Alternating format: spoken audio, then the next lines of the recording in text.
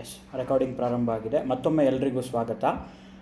ಅರ್ಥವ್ಯ wealth ಕಡೆಯಿಂದ series webinar ಆಗ್ತಾ ಇದೆ ಒಂದು 5 ತಿಂಗಳಿಂದ.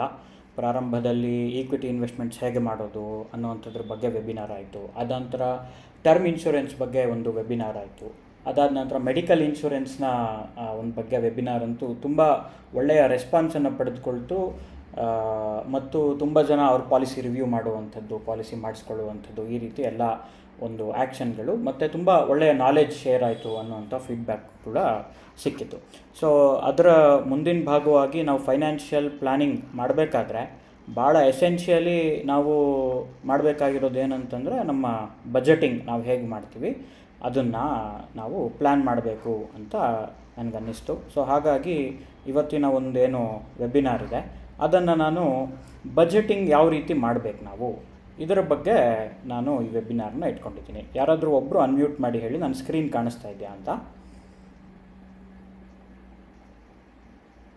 ಕಾಣಿಸ್ತಾ ಇದೆ, ಓಕೆ, ವಂಡರ್ಫುಲ್. ಸೊ ನಾನು ಪ್ರೆಸೆಂಟ್ ಮಾಡೋ ಸ್ಲೈಡೆಲ್ಲ ಕೂಡ ಸ್ವಲ್ಪ ಇಂಗ್ಲೀಷಲ್ಲಿದೆ, ಆದರೆ ನಾನು ಎಕ್ಸ್ಪ್ಲೈನ್ ಮಾಡಬೇಕಾದ್ರೆ ಕನ್ನಡದಲ್ಲೇ ನಾನು ಎಕ್ಸ್ಪ್ಲೈನ್ ಮಾಡ್ತೀನಿ. ಅಕಸ್ಮಾತ್ ಯಾರಿಗಾದ್ರೂ ಏನಾದ್ರು ಗೊತ್ತಾಗಲಿಲ್ಲ ಅಂತಂದರೆ ಒಂದು 15-20 ಸ್ಲೈಡ್ ಇದೆ, ಸ್ವಲ್ಪ ಬೇಗ ತೊಗೊಂಡು ಹೋಗ್ತೀನಿ. ಯಾಕಂದರೆ ಸ್ವಲ್ಪ ಕ್ವಶನ್ ಆ್ಯಂಡ್ ಆನ್ಸರ್ಗೂ ಟೈಮ್ ಇರಲಿ ಅನ್ನೋ ದೃಷ್ಟಿಯಿಂದ ಅದನ್ನು ಮಾಡಿರುವಂಥದ್ದು. ಸೊ ನೀವು ಸ್ಲೈಡ್ ಕೂಡ ನೋಡ್ಬೋದು, ನಾನು ಮಾತಾಡ್ತಾ ಇರೋದು ಕೂಡ ಕೇಳಿಸ್ಕೊಂಡಾಗ ನಿಮಗೆ ಸಿಂಕ್ ಚೆನ್ನಾಗಿ ಆಗತ್ತೆ. ಸೊ ಬಜೆಟ್ ನಮ್ಮ ಜೀವನದಲ್ಲಿ ಅತ್ಯಂತ ಮುಖ್ಯವಾದಂತಹ ಒಂದು ಆಸ್ಪೆಕ್ಟ್. ಇದನ್ನು ನಾವು ಯೋಚನೆ ಮಾಡಬೇಕಾದ್ರೆ, ಈ ಒಂದು ಸಬ್ಜೆಕ್ಟನ್ನು ಯೋಚನೆ ಮಾಡಬೇಕಾದ್ರೆ ನನಗೆ ಭಾಳ ಸತಿ ನೆನಪಿಗೆ ಬಂದಿದ್ದು ಏನಂತಂದರೆ ಕಠೋಪನಿಷತ್. ನನಗೆ ಗೊತ್ತಿರ್ಬೋದು, ಕೇಳಿರ್ಬೋದು ನಾವು. ಯಮ ಮತ್ತು ನಚಿಕೇತನ ನಡುವೆ ಒಂದು ಸಂವಾದ ಆಗತ್ತೆ. ನಚಿಕೇತ ತಂದೆಯ ಜೊತೆ ಅವನು ಮಾತಾಡಿಕೊಂಡು ನಾನು ಯಮನನ್ನು ನೋಡಬೇಕು ಅಂಥೇಳಿ, ಯಮ ಬರಲಿಕ್ಕೆ 3 ದಿವಸ ಆಗುತ್ತೆ, ಆದರೂ ಕೂಡ ನಚಿಕೇತ ಅಲ್ಲೇ ಕಾಯ್ತಾ ಇರ್ತಾನೆ. ಯಮ ಬಂದ ಮೇಲೆ ಅವನಿಗೆ ಸುಮಾರು ಪ್ರಶ್ನೆಗಳನ್ನು ಕೇಳ್ತಾನೆ. ಯಮ ಅವನಿಗೆ ಸಮಾಧಾನ ಆಗೋ ರೀತಿಯಲ್ಲಿ ಬೇರೆ ಬೇರೆ ಉದಾಹರಣೆಗಳ ರೀತಿಯಲ್ಲಿ ಅವನಿಗೆ ಉತ್ತರವನ್ನು ಹೇಳ್ತಾನೆ. ಸೊ ಆ ಥರ ಉಪನಿಷತ್ನಲ್ಲಿ ಒಂದು ಕಠೋಪನಿಷತ್ತು ಸ್ಪೆಸಿಫಿಕಲಿ ಯಮ ಮತ್ತು ನಚಿಕೇತನ ನಡುವೆ ಸಂವಾದ ಆಗುತ್ತೆ. ಆ ಸಂವಾದದಲ್ಲಿ ಯಾವುದನ್ನು ನಾವು ಸದಾಕಾಲ ನೆನಪಿನಲ್ಲಿ ಇಟ್ಕೊಂಡಿರಬೇಕು, ಈ ರೀತಿಯಲ್ಲಿ ನಚಿಕೇತ ಸಣ್ಣ ಹುಡುಗ, ಅವನು ನನ್ನ ಜೀವನದಲ್ಲಿ ಯಾವ ರೀತಿ ನಾನು ಮುಂದಕ್ಕೆ ಹೋಗಬೇಕು ಅಂತ ಕೇಳಿದಾಗ ಯಮ 2 ಪದಗಳನ್ನು ಹೇಳ್ತಾನೆ. ಸುಮಾರು ಜನ ಇದು ಹೆಸರಿಟ್ಕೊಂಡು ಕೇಳಿರ್ಬೋದು ನೀವು, ಶ್ರೇಯಸ್ ಅಂತ. ಶ್ರೇಯಸ್ಕರವಾಗಿರಲಿ ಅಂತ ಹಿರಿಯರೆಲ್ಲ ಆಶೀರ್ವಾದ ಎಲ್ಲ ಮಾಡಿರ್ಬೋದು, ನೋಡಿರ್ಬೋದು. ಅದು ಈ ಶ್ರೇಯಸ್ ಪದ ಎಲ್ಲಿಂದ ಬಂತು ಅಂತಂದರೆ ಅದು ಕಠೋಪನಿಷತ್ ಅಂತ. ಏನು 2 ಪದ ಹೇಳುವಂಥದ್ದು ಯಮ ಅಂತಂದರೆ, ಒಂದು ಶ್ರೇಯಸ್, ಇನ್ನೊಂದು ಪ್ರೇಯಸ್ ಅಂತ. ಪ್ರೇಯಸ್ ಅಂತ ಯಾರಿಗೂ ಹೆಸರಿಡಲ್ಲ, ಆದರೆ ನಾವು ಪ್ರೇಯಸ್ನ ಆಚರಣೆ ಮಾಡ್ತಾ ಇರ್ತೀವಿ. ಏನು ಶ್ರೇಯಸ್ ಅಂತ ಪ್ರೇಯಸ್ ಅಂತಂದರೆ ಒಂದು ಪಿಕ್ಟೋರಿಯಲ್ ರೆಪ್ರೆಸೆಂಟೇಷನ್. ಇದು ಡಿಸೈನ್ ಮಾಡಲಿಕ್ಕೆ ಆರ್ಟಿಫಿಷಿಯಲ್ ಇಂಟೆಲಿಜೆನ್ಸ್ ನಾನು ಯೂಸ್ ಮಾಡಿದ್ದೀನಿ. ಸೊ ಪ್ರಾಬಬ್ಲಿ ಒಂದು 3-4 ಮಿನಿಟ್ಸ್ ತೊಗೊಂಡಿರ್ಬೋದು ಈ ಇಮೇಜ್ ಜನ್ರೇಟ್ ಆಗೋಕ್ಕೆ. ಆದರೆ ಎಷ್ಟು ಬ್ಯೂಟಿಫುಲ್ಲಾಗಿ ಈ ಇಮೇಜ್ ನಮಗೆ ಕೊಟ್ಟಿದೆ ಅಂತ ನಮಗೆ ನೋಡುವಾಗ ಗೊತ್ತಾಗ್ತಾ ಇದೆ. ಶ್ರೇಯಸ್ ಅಂತಂದರೆ ದ ಪಾತ್ ಆಫ್ ಗುಡ್, ಅಂದರೆ ಒಳ್ಳೆಯ ದಾರಿ ಅಂತ ಹೇಳ್ತಾ ಇದೆ. ಪ್ರೇಯಸ್ ಅಂತಂದರೆ ಏನು? ಪ್ರೇಯಸ್ ಅಂತಂದರೆ ಒಳ್ಳೆಯ ದಾರಿ ತಕ್ಷಣಕ್ಕೆ ಹೌದು, ಆದರೆ ಆ ದಾರಿಲಿ ಹೋಗ್ತಾ ಇದ್ದರೆ ನಾವು ದೂರ ಹೋದಾಗ ಆ ದಾರಿ ಕೆಟ್ಟದ್ದು ಅಂತ ನಮಗೆ ಗೊತ್ತಾಗತ್ತೆ. ಸೊ ಶ್ರೇಯಸ್ಸಲ್ಲಿ ಆರಂಭದಲ್ಲಿ ಭಾಳ ಕಷ್ಟ ಇರುತ್ತೆ, ಡಿಫಿಕಲ್ಟ್ ಆ್ಯಂಡ್ ಡಿಸಿಪ್ಲಿನ್ಡ್. ಭಾಳ ಕಷ್ಟ ಡಿಸಿಪ್ಲಿನ್ಡ್ ಆಗಿರೋದು. ನಾವು human beings are born lazy ಅಂತ. ನಾವು ಆ ಡಿಸಿಪ್ಲಿನನ್ನು ನಾವೇ ರೂಢಿಸ್ಕೊಳ್ಬೇಕು, ಇಲ್ಲಾಂದರೆ ಬರಲ್ಲ ಅದು. ಮತ್ತು ಬೇರೆ ರೀತಿಯಲ್ಲಿ ನಮಗೆ ಅದು ಸ್ಟಾರ್ಟಿಂಗಲ್ಲಿ ಕಷ್ಟ, ಆಚರಣೆ ಮಾಡೋದು ಭಾಳ ಕಷ್ಟ. ಆದರೆ ಮುಂದೆ ಹೋಗ್ತಾ ಅದು ಸುಲಭ ಆಗ್ತಾ ಹೋಗುತ್ತೆ. ನಮ್ಮ ಜೀವನದಲ್ಲಿ ಅದು ಒಂದು ಒಳ್ಳೆಯ ರೀತಿಯಲ್ಲಿ ನಮಗೆ ಕಾಣಿಸೋಕ್ಕೆ ಶುರುವಾಗುತ್ತೆ. ಒಂದು ಪುಸ್ತಕವನ್ನು ಅರ್ಧ ಗಂಟೆ ಕೂತ್ಕೊಂಡು, ಯಾವುದೇ ಮೊಬೈಲ್ ಡಿಸ್ಟ್ರಾಕ್ಷನ್ ಇಲ್ಲದೆ, ನೋಟಿಫಿಕೇಷನ್ ಇಲ್ಲದೆ ಕೂತ್ಕೊಂಡು ಪ್ರತಿದಿನ ಒಬ್ಬರು ಹುಡುಗ ಓದಲಿಕ್ಕೆ ಶುರು ಮಾಡ್ದ ಅಂತಂದರೆ ಅವನ ರಿಸಲ್ಟ್ ಅವನು 10ನೇ ಕ್ಲಾಸ್ ಮಾರ್ಕ್ಸಲ್ಲೂ ಕಾಣಿಸುತ್ತೆ, 12ನೇ ಕ್ಲಾಸ್ ಮಾರ್ಕ್ಸಲ್ಲೂ ಕಾಣಿಸುತ್ತೆ, ಅವನ ಜೀವನದಲ್ಲೂ ಒಳ್ಳೆಯ ಬೆಳವಣಿಗೆ ಆಗುತ್ತೆ. ಯಾರು ತಕ್ಷಣಕ್ಕೆ ನನಗೆ ಮೊಬೈಲ್ ನೋಡಬೇಕು, ನಾನು IPL ನೋಡಬೇಕು, ಇವತ್ತು RCB ಮ್ಯಾಚ್ ಇದೆ, ನಾಳೆ ಎಕ್ಸಾಮ್ ಇದ್ದರೂ ಪರವಾಗಿಲ್ಲ ಅಂತ ನಂಗೆ ಗೊತ್ತು ತುಂಬ ಜನ RCB ಫ್ಯಾನ್ ಇರ್ಬೋದು ಅಂತ. ಇವತ್ತು ಮ್ಯಾಚ್ ಕೂಡ RCB ಸೋತಿದೆ 3 ಮ್ಯಾಚ್ ಆದಮೇಲೆ. ಸೊ ಆ ಥರ ನಾನು ಮ್ಯಾಚ್ ನೋಡಬೇಕು ಅಥವಾ ಇನ್ನೇನೋ ನಾನು ಫುಟ್ಬಾಲ್ ನೋಡಬೇಕು, ಈ ಥರ ಯಾರಾದರೂ ಅಂದ್ಕೊಂಡು ನಾನು ನಾಳೆ ಓದ್ತೀನಿ, ನಾಡಿದ್ದು ಓದ್ತೀನಿ ಅಂತಂದರೆ ಆ ಮಾರ್ಕ್ಸು ಅವನಿಗೆ ಬರೋದಿಲ್ಲ, ಅವನಿಗೆ ಆ ಜ್ಞಾನ ಸಿಗೋದಿಲ್ಲ. ಸೊ ಟೆಂಪ್ರವರಿ ಡಿಸ್ಕಂಫರ್ಟನ್ನು ಪಡ್ಕೊಂಡಾಗ ಮಾತ್ರ ನಮಗೆ ಲಾಂಗ್ ಟರ್ಮಲ್ಲಿ ಒಳ್ಳೆಯದಾಗುತ್ತೆ ಅನ್ನುವಂಥದ್ದು ಈ ಶ್ರೇಯಸ್ ಮತ್ತು ಪ್ರೇಯಸ್ ಅನ್ನುವಂಥದ್ದು. ಇದನ್ನೆಲ್ಲ ನಾನು ಇವಾಗ ಯಾಕೆ ಹೇಳ್ತಾ ಇದ್ದೀನಿ ಅಂತಂದರೆ, ನಾನು ಮಾತಾಡ್ತಾ ಇರುವಂತಹ ವಿಷಯ ಬಜೆಟಿಂಗ್ ದ ರೈಟ್ ವೇ. ಇದಕ್ಕೆ ನೇರ ಸಂಬಂಧ ಇದರಲ್ಲಿದೆ. ಸೊ ಪ್ರಾರಂಭದಲ್ಲೇ ಹೇಳಿದ್ದೀನಿ ಏನು ವಿಷಯ ಅಂತ, ದ ಬಜೆಟಿಂಗ್ ಪ್ರಾಬ್ಲಮ್. ಏನು ಪ್ರಾಬ್ಲಮ್ ನಮ್ಮದು ಅಂತಂದರೆ, ನಮ್ಮಲ್ಲಿ ತುಂಬ ಜನಕ್ಕೆ ಆರ್ಥಿಕ ಶಿಸ್ತು ಅನ್ನೋದು ಸ್ಕೂಲಲ್ಲಿ ಏನೋ ಕಲಿಸೋಕ್ಕಾಗಲ್ಲ. ಯಾಕಂತಂದರೆ it has to be practically experienced. ಒಂದು ಸತಿ ಯಾರೋ ಕಾಮರ್ಸಲ್ಲಿ ಬರೋರು ಓಕೆ ನಾನು ಇದನ್ನು ಸ್ಪೆಂಡ್ ಮಾಡ್ತೀನಿ ಆಮೇಲೆ ಇದಕ್ಕೆ ಸ್ಪೆಂಡ್ ಮಾಡ್ತೀನಿ ಅಂತ ಬರೆದ್ಬಿಟ್ಟು ಮಾರ್ಕ್ಸ್ ತೊಗೋಬೋದು. ಆದರೆ ನಿಜ ಜೀವನದಲ್ಲಿ ನಿಮ್ಮ ಅಕೌಂಟಲ್ಲಿ 50,000 ಇದ್ದಾಗ ನೀವು ಅದನ್ನು ಹೇಗೆ ಹ್ಯಾಂಡಲ್ ಮಾಡ್ತೀರಾ ಅನ್ನೋದು ಭಾಳ ಇಂಪಾರ್ಟೆಂಟ್ ಆಗುತ್ತೆ. ಸೊ ಇಲ್ಲಿ ಶ್ರೇಯಸ್ ಬರುತ್ತೆ. ಪ್ರಾರಂಭದಿಂದನೇ ನೀವು ಕರಿಯರ್ನ ಪ್ರಾರಂಭದಿಂದಲೇ ಓಕೆ ಇಷ್ಟು ನನಗೆ ಬೇಕು, ಇಷ್ಟು ನನ್ನ ರಿಟೈರ್ಮೆಂಟಿಗೆ ಬೇಕು, ಇಷ್ಟು ನನ್ನ ಮದುವೆ ಖರ್ಚಿಗೆ ಬೇಕು, ಅಥವಾ ಮದುವೆ ಆಗಿದ್ದರೆ ನನ್ನ ಮಕ್ಕಳ ಎಜುಕೇಷನಿಗೆ ಬೇಕು, ಮಕ್ಕಳ ಮದುವೆಗೆ ಬೇಕು ಅಂತ ಪ್ರಾರಂಭದಿಂದನೇ ಎತ್ತಿಡ್ತೀರೋ, ಅಥವಾ ಸ್ಟಾರ್ಟಿಂಗಲ್ಲೆಲ್ಲ ಮೋಜು ಮಸ್ತಿ ಮಾಡಿ ಕೊನೆಗೆ ನಾವು ಲೋನ್ ಮಾಡೋ ಪರಿಸ್ಥಿತಿಗೆ ಹೋಗ್ತೀವಿ. ಇದು ಶ್ರೇಯಸ್ ಮತ್ತು ಪ್ರೇಯಸ್ ನಡುವಿನ ವ್ಯತ್ಯಾಸ. ಸೊ ಬಹಳಷ್ಟು ಜನ ಏನು ಮಾಡ್ತಾರೆ ಅಂತಂದರೆ, ಫಸ್ಟು ಸ್ಪೆಂಡ್ ಮಾಡಿಬಿಡ್ತಾರೆ, ಖರ್ಚು ಮಾಡಿಬಿಡ್ತಾರೆ. ಸಂಬಳ ಬರುತ್ತೆ, ಖರ್ಚು ಮಾಡಿಬಿಡ್ತಾರೆ. ಓಕೆ ನಾನು ಕಾರ್ ತೊಗೋಬೇಕು, EMI ತಗೋ, ನಾನು ಐಫೋನ್ ತೊಗೋಬೇಕು, EMI ಮಾಡು, ಇನ್ನೇನೋ ತೊಗೊಳ್ಬೇಕು, EMI ಮಾಡು, ನಾನು ಶಿಮ್ಲಾಗೆ ಹೋಗಬೇಕು, ಅದಕ್ಕೆ ಒಂದು EMI ಮಾಡು. ಇದೆಲ್ಲ ಒಂದು ಡೆಟ್ ಟ್ರ್ಯಾಪಲ್ಲಿ ತುಂಬ ಜನ ಸಿಗಾಕೊಂಡಿರ್ತಾರೆ. ಅದು ನಾವು ಮಾಡುವಂಥದ್ದು. ಮತ್ತು ಸುಮಾರು ಜನ ಬಜೆಟಿಂಗ್ ಆ್ಯಪ್ಸ್ನ ಯೂಸ್ ಮಾಡ್ತಾರೆ. ಅವು ಪರ್ಸ್ನಲ್ ಡೀಟೇಲ್ಸ್ನ ಬೇರೆ ಅಪ್ಲಿಕೇಶನ್ಗಳಿಗೆ ಕೊಡೋದು ಎಷ್ಟು ಸಮಂಜಸ ಅಂತ ನಂಗೆ ಗೊತ್ತಿಲ್ಲ, ಆದರೆ ಅದು ಉಪಯೋಗ ಇಲ್ಲದೆ ಇರೋದು ಅಂತ ನಂಗೆ ಅನಿಸುತ್ತೆ. ನೀವು ಸ್ಪೆಂಡ್ ಮಾಡಾದ್ಮೇಲೆ ಅದನ್ನೇನು ಟ್ರ್ಯಾಕ್ ಮಾಡೋದು? ಸ್ಪೆಂಡ್ ಮಾಡೋಕ್ಕಿಂತ ಮುಂಚೆ ನಾವು ಯೋಚನೆ ಮಾಡಬೇಕು, ನಾನು ಎಷ್ಟು ಸ್ವಿಗ್ಗಿ ಝೊಮ್ಯಾಟೊ ಮಾಡ್ತಾಯಿದ್ದೀನಿ, ನಾನು ಎಷ್ಟು ಇದನ್ನು ಮಾಡ್ತಾಯಿದ್ದೀನಿ ಅಂತ. ಅದು ಮಾಡ್ತಾಯಿದ್ದೀನಿ ಅಂತ ಮಾಡಾದ್ಮೇಲೆ ಗೊತ್ತಾದರೆ ಏನು ಪ್ರಯೋಜನ? ಆಯಿತು, ಒಂದು ತಿಂಗಳು ಮಾಡಿಬಿಟ್ಟೆ, ಆಮೇಲೆ ಮುಂದಿನ ತಿಂಗಳಿಂದ ಸರಿ ಮಾಡ್ಕೊತೀನಿ. That is not the right way to look at it. Right way ಏನು ಅಂತ ಮುಂದಿನ ಸ್ಲೈಡಲ್ಲಿ ನಮಗೆ ಗೊತ್ತಾಗುತ್ತೆ. ಸೊ ಈ ಥರ ಮಾಡಿದಾಗ ನಾವು ಬರೀ ಸ್ಪೆಂಡ್ ಮಾಡಿಬಿಟ್ಟು ಆಮೇಲೆ ಇಲ್ಲೋಯ್ತು ಅಂತ ಕುತ್ಕೊಂಡು ಯೋಚನೆ ಮಾಡ್ತಾ ಇರ್ತೀವಿ, ಎಲ್ಲೋಯ್ತು ದುಡ್ಡು ಅಂತ. So tracking is not equal to financial discipline. Financial discipline ಅಂದರೆ ಏನು ಅಂತಂದರೆ, ನಾವು ಅಲೋಕೇಟ್ ಮಾಡಬೇಕು, ಅಲೋಕೇಟ್ ಮಾಡಿದ ಥರ ಸ್ಪೆಂಡ್ ಮಾಡಬೇಕು. ಫಸ್ಟು ಪ್ಲ್ಯಾನಿಂಗ್ ಮಾಡಬೇಕು. ನಾವೇನು ಮಾಡ್ತೀವಿ, ಫಸ್ಟು ಆ್ಯಕ್ಷನ್ ಮಾಡ್ತೀವಿ. ನಮ್ಮ ಜೀವನದಲ್ಲಿ ಹಿಂಗೆ ಮಾಡ್ತೀವಿ, ಫಸ್ಟು ಏನೇನೋ ಮಾಡಿಬಿಡ್ತೀವಿ, ಆಮೇಲೆ ಅದಕ್ಕೆ ನಾವು ಹಿಂಗೆ ಮಾಡಬೇಕಾಗಿತ್ತು ಅಂತ ಹೋಗ್ತೀವಿ. ಸೊ ಅದ್ರ ಮುಂಚೆ ನಾವು ಪ್ಲ್ಯಾನಿಂಗನ್ನು ಒಂದು ಮಾಡಿದರೆ, ಪ್ರೊಯಾಕ್ಟಿವ್ ಮತ್ತು ರಿಯಾಕ್ಟಿವ್ ಅಂತ ಎರಡಿದೆ. ರಿಯಾಕ್ಟಿವ್ ಅಂದರೆ ಏನಂದರೆ, ಯಾವ್ದಾದ್ರು ಒಂದು ಘಟನೆ ಆದ ನಂತರ ಅದಕ್ಕೆ ರಿಯಾಕ್ಟ್ ಮಾಡುವಂಥದ್ದು. ಫಾರ್ ಎಕ್ಸಾಂಪಲ್, ಸಿಕ್ಕಾಬಟ್ಟೆ ಸಿಹಿ ತಿಂತಾರೆ ಕೆಲವರು, ಆಮೇಲೆ ಡಯಾಬಿಟಿಸ್ ಬರುತ್ತೆ, ಆಮೇಲೆ ಸಿಹಿನೇ ಮುಟ್ಟಲ್ಲ, ಇದು ರಿಯಾಕ್ಟಿವ್. ಕೆಲವರು ಸ್ಟಾರ್ಟಿಂಗಿಂದನೇ ನಾನು ಸಿಹಿ ತುಂಬ ಜಾಸ್ತಿ ತಿನ್ನಲ್ಲ, ಇವಾಗ ಎಲ್ಲ ಫುಡ್ಡಲ್ಲೂ ಕೂಡ ಆ್ಯಡೆಡ್ ಶುಗರ್ ಇರುತ್ತೆ, ನಾನು ಸ್ವಲ್ಪ ವ್ಯಾಯಾಮ ಎಲ್ಲ ಮಾಡ್ತೀನಿ ಅಂದರೆ ಇದು ಪ್ರೊಯಾಕ್ಟಿವ್. ಅವರಿಗೆ ಶುಗರ್ ಬರೋ ಚಾನ್ಸಸ್ ಭಾಳ ಕಡಿಮೆ. ಸೊ ನಾವು ರಿಯಾಕ್ಟಿವ್ ಆಗದೆ ಪ್ರೊಯಾಕ್ಟಿವ್ ಆಗಬೇಕು. ಪ್ರೊಯಾಕ್ಟಿವ್ ಆಗಬೇಕಂದ್ರೆ ಏನು ಮಾಡಬೇಕು ಅಂತ ಕೇಳಿದ್ರೆ, ನಿಮ್ಗೆ ಸ್ಕ್ರೀನಲ್ಲಿ ಭಾಳ ಚೆನ್ನಾಗಿ ಕಾಣಿಸ್ತಾ ಇದೆ. ರಿಯಾಕ್ಟಿವ್ ಬಜೆಟಿಂಗಲ್ಲಿ record expenses litre.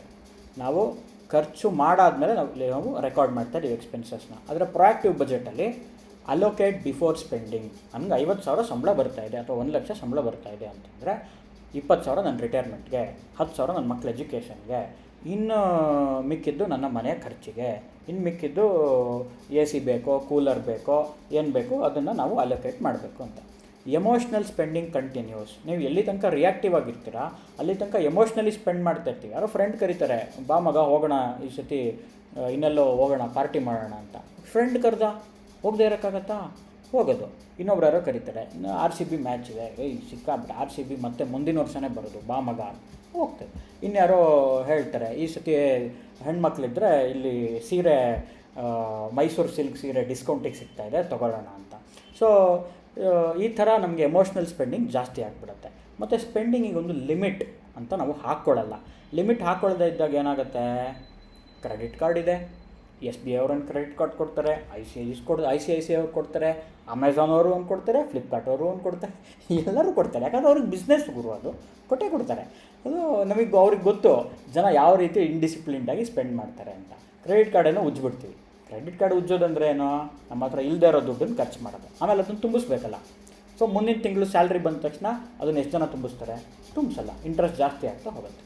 So proactive ಬಜೆಟಿಂಗಲ್ಲಿ behaviour control ಸ್ಟಾರ್ಟಿಂಗಲ್ಲೇ ಆಗಿಬಿಡುತ್ತೆ.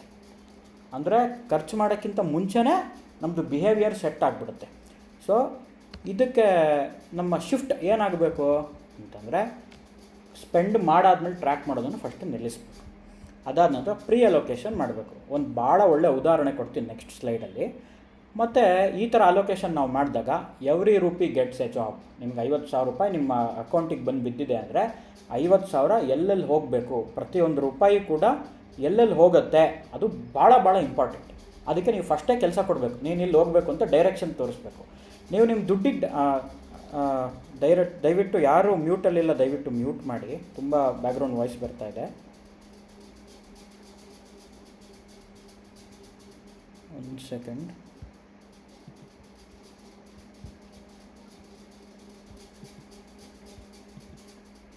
ಓಕೆ ಓಕೆ, ನನ್ನ ಸ್ಕ್ರೀನ್ ಕಾಣಿಸ್ತಾ ಇದೆಯಾ? ಯಾರಾದರೂ ಒಬ್ಬರು ಅನ್ಮ್ಯೂಟ್ ಮಾಡಿ ಹೇಳಿ.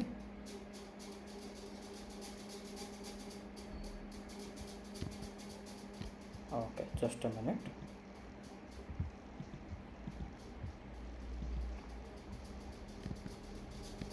ಓಕೆ, ಈಗ ಸ್ಕ್ರೀನ್ ಕಾಣಿಸ್ತಾ ಇದೆಯಾ? ಓಕೆ ಓಕೆ ಓಕೆ, ದಯವಿಟ್ಟು ಮ್ಯೂಟ್ ಮಾಡಿ. Okay fine. ಸೊ ನಾವು ಕ್ಯಾಶ್ ಫ್ಲೋ ಬಿಕಮ್ಸ್ ಇಂಟೆನ್ಷನಲ್. ಒಂದೊಂದು ರೂಪಾಯಿ ಕೂಡ ಎಲ್ಲಿ ಹೋಗಬೇಕು ನಮ್ಮದು ಅನ್ನೋದು ಸಂಬಳ ಬರೋಕ್ಕಿಂತ ಮುಂಚೆನೇ ಡಿಸೈಡ್ ಆಗಿ ಅದು ನಮ್ಮದು ಸ್ಟ್ರಾಟಜಿ ಶಿಫ್ಟ್ ಮಾಡಬೇಕು ಅಂತ ನಾವು ಹೇಳ್ತಾ ಅಂತ ನಮ್ಮದು ಸಜೆಷನ್ ಇಲ್ಲಿ. ಸೊ ಏನಿದು ಸಜೆಷನ್ನು ಅಂತಂದರೆ, ಭಾಳ ಒಳ್ಳೆ ಉದಾಹರಣೆ ಹೇಳ್ತೀನಿ ಅಂತ ಹೇಳ್ಬಿಡ್ತೀನಿ ಇವಾಗಲೇ. ಏನಂತಂದರೆ, ನಮ್ಮ ಅಮ್ಮಂದರು ಹಣವನ್ನು ಮ್ಯಾನೇಜ್ ಮಾಡ್ತಾಯಿದ್ರು. ಹೆಂಗೆ ಮ್ಯಾನೇಜ್ ಮಾಡ್ತಾಯಿದ್ರು ಅಂತಂದರೆ, ನಮ್ಮ ತಂದೆಯವ್ರು ಬಂದು ಈ ತಿಂಗಳು ಖರ್ಚಿಗೆ ಇಷ್ಟು ಅಂತ ಕೊಟ್ಟಾಗ ಎಷ್ಟೋ ಸಾವಿರ ಕೊಟ್ಟಿರ್ತಾರೆ. ಆ ಸಾಸಿವೆ ಡಬ್ಬಿಲಿ ಒಂದು 500 ರೂಪಾಯಿ ಹಾಕಿರ್ತಾರೆ, ಇನ್ಯಾವುದೋ ಡಬ್ಬಿಲಿ ಒಂದು 500 ರೂಪಾಯಿ ಹಾಕಿರ್ತಾರೆ, ಕಡಲೆ ಡಬ್ಬಿಲಿ ಇನ್ಯಾವುದೋ ಒಂದು 200 ರೂಪಾಯಿ ಹಾಕಿರ್ತಾರೆ. ಅದು ಯಾವ್ಯಾವುದಕ್ಕೆ ಅಂತ ಪಕ್ಕ ಗೊತ್ತಿರುತ್ತೆ ಅವ್ರಿಗೆ. ಇನ್ನೇನೋ ದೀಪಾವಳಿ ಬರ್ತಾಯಿದೆ, ಮಕ್ಳಿಗೆ ಬಟ್ಟೆ ಕೊಡಿಸ್ಬೇಕು ಅಂತಲೂ ಗೊತ್ತಿರುತ್ತೆ, ಮತ್ತು ಇನ್ನೇನೋ ಪಟಾಕಿ ಕೊಡಿಸ್ಬೇಕು ಅಂತಲೂ ಗೊತ್ತಿರುತ್ತೆ. ಗಣೇಶನ ಹಬ್ಬಕ್ಕೆ ಬಂದಾಗ ನಾವು ಮಕ್ಕಳಿಗೇನೋ ಕೊಡಿಸ್ಬೇಕು ಅಂತಲೂ ಗೊತ್ತಿರುತ್ತೆ, ಅಥವಾ ಮನೆಗೆ ಇನ್ನೇನೋ ಪಾತ್ರೆ ಸಾಮಾನು ತರಬೇಕು ಅದು ಗೊತ್ತಿರುತ್ತೆ. ನಮ್ಮ ತಾಯಂದರು ಮಾಡ್ತಾ ಇದ್ದಿದ್ದ ಕೆಲಸವನ್ನೇ ನಾವು ಮತ್ತೆ ಅದನ್ನು ನೆನಪಿಸ್ಕೊಂಡು ನಮ್ಮ ಜೀವನದಲ್ಲಿ ನಾವು ಮಾಡಬೇಕು. ಯಾಕಂತಂದರೆ ಅಡುಗೆ ಮನೆಗೆ ಹ್ಯಾಂಡ್ಲ್ ಮಾಡಿದಷ್ಟು ಕಷ್ಟ ಏನಿಲ್ಲ ಇದು. ಆದರೆ ನಮ್ಮ ತಾಯಂದರು ಏನು ಮಾಡ್ತಾಯಿದ್ರು ಅಂತಂದರೆ, ಅದು ಡಬ್ಬಾ ಸಿಸ್ಟಮ್ ಅಂತ ಇಲ್ಲಿ ಸುಮ್ಮನೆ ಹಾಕಿದ್ದೀನಿ. ಡಬ್ಬಾ ಸಿಸ್ಟಮ್ ಅಂತಂದರೆ ಏನು ಕಿತ್ತೋಗಿರೋ ಸಿಸ್ಟಮ್ ಅಲ್ಲ, ಅಡುಗೆ ಮನೆಯಲ್ಲಿರೋ ಡಬ್ಬ ಇದೆಯಲ್ಲ ಆ ಡಬ್ಬಾನ ನಾನು ಸಿಸ್ಟಮ್ ಅಂತ ಹಾಕಿದ್ದೀನಿ.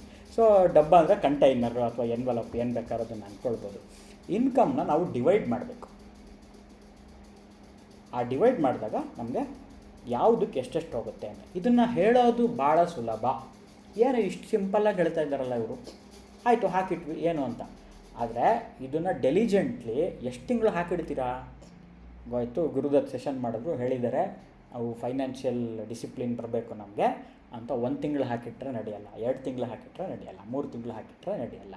ಒಂದು 30-40 ವರ್ಷ ಇದೇ ಕೆಲಸ ಮಾಡಬೇಕು. ಕನ್ಸಿಸ್ಟೆನ್ಸಿ, ಬೋರ್ ಮಾಡ್ಕೊಳ್ಳದೆ ಮಾಡಬೇಕು. ಆಗ ಮಾತ್ರ ನಮ್ಮ ಗೋಲ್ಸ್ನ ರೀಚ್ ಆಗೋಕ್ಕೆ ನಾವು ಸಾಧ್ಯ. ಯಾವ ಡಬ್ಬಕ್ಕೆ ಎಷ್ಟೆಷ್ಟು ಹಾಕಬೇಕು ಅಂತ ಒಂದೊಂದು ತಿಂಗ್ಳಿಗೆ ಒಂದು ಸತಿ, 3 ತಿಂಗ್ಳಿಗೆ ಒಂದು ಸತಿ ನಾವು ಒಂದೊಂದು ಸತಿ ಅದನ್ನು ರಿವ್ಯೂ ಮಾಡಬೇಕು. ಮುಂದಕ್ಕೆ ಅದಕ್ಕೆ ಬರ್ತೀನಿ.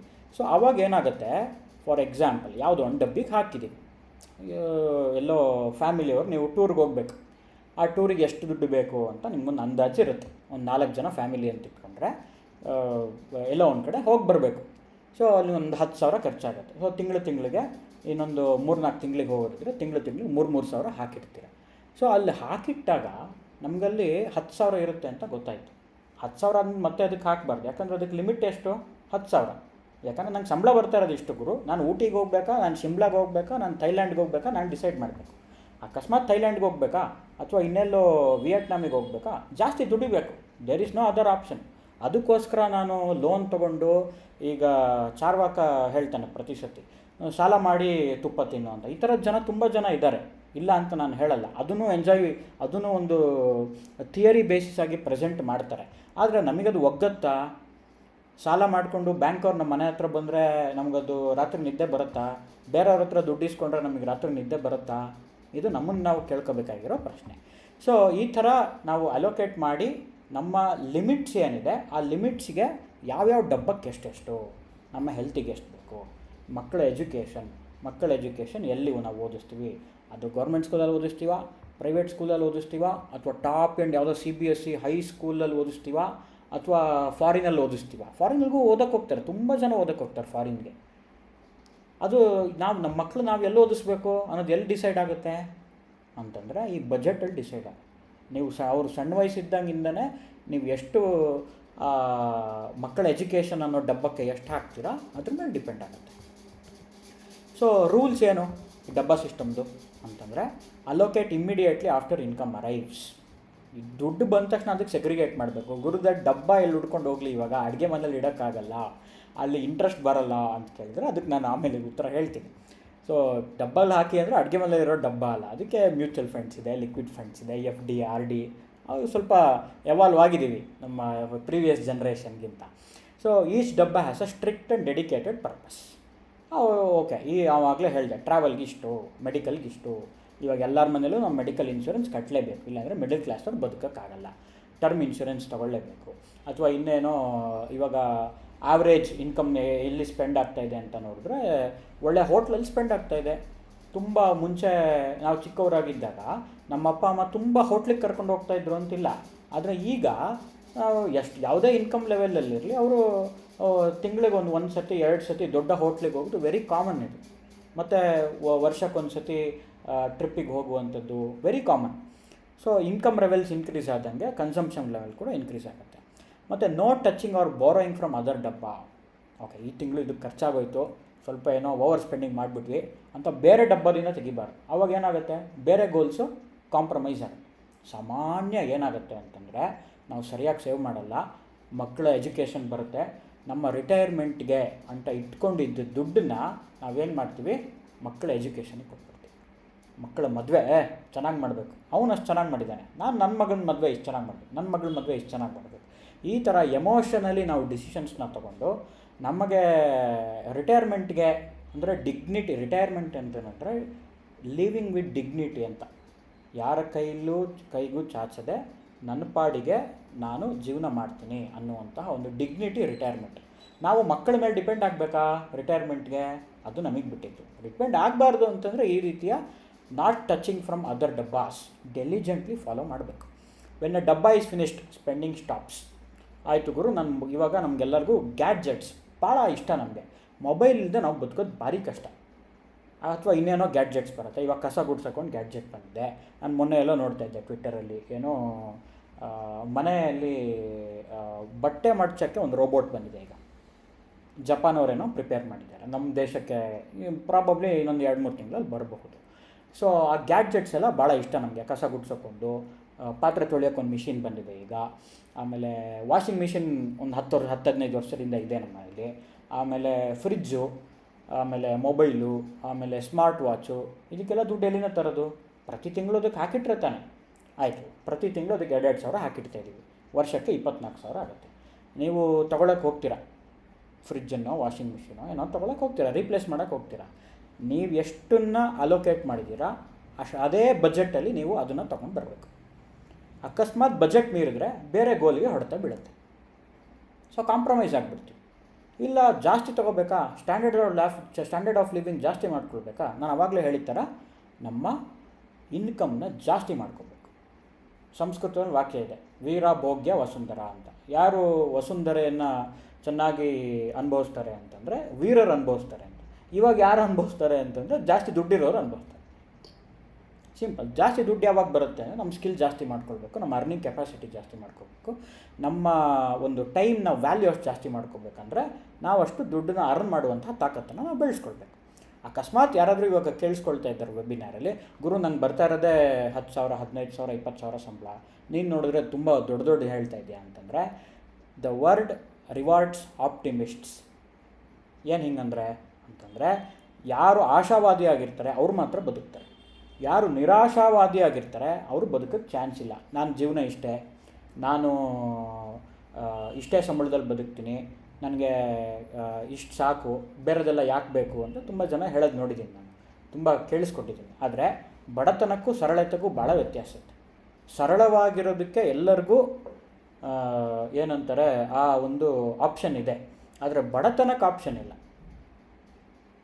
ಆಪ್ಷನ್ ಇಲ್ಲ. ಅಕಸ್ಮಾತ್ ನಾವು ಒಂದು ಭಾಳ ಫೇಮಸ್ ವಾಕ್ಯ ಇದೆ, ಬಡವರಾಗಿ ಹುಟ್ಟಬೋದು, ನಾವು ಬಡವರಾಗಿ ಸಾಯಬಾರ್ದು ಅಂತ. ಸೊ ಇದೆಲ್ಲ ಭಾಳ ಸ್ಟ್ರಾಂಗ್ ವರ್ಡ್ಸ್, ನಾನು ಮತ್ತೆ ರಿಪೀಟ್ ಮಾಡೋಕ್ಕೆ ಹೋಗಲ್ಲ. ಆದರೆ ಆಶಾವಾದಿಯಾಗಿರಬೇಕು ಅನ್ನೋದು ನನ್ನ ಇಂಟೆನ್ಷನ್ ಇಲ್ಲಿ. So narrow spending buckets, daily ಲೈಫಿಗೆ ನಮ್ಗೆ ಎಷ್ಟು ಬೇಕು ಪ್ರಾವಿಷನ್ಸ್. ಇದು ನಾನು ಒಂದು ಎಕ್ಸೆಲ್ ಶೀಟನ್ನು ಮಾಡಿದ್ದೀನಿ. ಒಂದು ಸತಿ ಯಾರಾದರೂ ಕಾಣಿಸ್ತಾ ಇದೆಯಾ ಅಂತ ಒಂದು ಸತಿ ಹೇಳಿ. ಎಕ್ಸೆಲ್ ಶೀಟ್ ಕಾಣಿಸ್ತಾ ಇದೆಯಾ?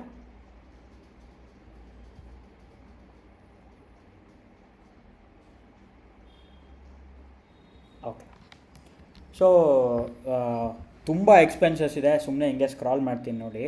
ನಾನು ಇಷ್ಟೊಂದು ಓದೋಕ್ಕೆ ಸಮಯ ಆಗುತ್ತೋ ಇಲ್ವೋ ಗೊತ್ತಿಲ್ಲ. ಅದು ಅಲ್ಲಿ ಜಸ್ಟ್ ಟ್ರೈ ಯಾವ್ಯಾವ ಇದಕ್ಕೆ ನಾವು ಎಷ್ಟನ್ನು ಎಕ್ಸ್ಪೆಂಡಿಚರನ್ನು ಮಾಡ್ತೀವಿ ಅಂತ ಇಲ್ಲಿದೆ. ಹೌಸಿಂಗ್, ಅಕಸ್ಮಾತ್ ನಾವು ಸ್ವಂತ ಮನೆಯಲ್ಲಿದ್ದರೆ ನಮಗೇನು ಸಮಸ್ಯೆ ಇಲ್ಲ. ಅಕಸ್ಮಾತ್ ನಾವು ಲೋನ್ ಮಾಡಿ ತೊಗೊಂಡ್ರೆ IMIನ ನಾವು ಕಟ್ಟಬೇಕು. ಅಕಸ್ಮಾತ್ ನಾವು ಬಾಡಿಗೆ ಮನೆಯಲ್ಲಿದ್ದರೆ ರೆಂಟ್. ಒಂದು ಸೆಕೆಂಡ್.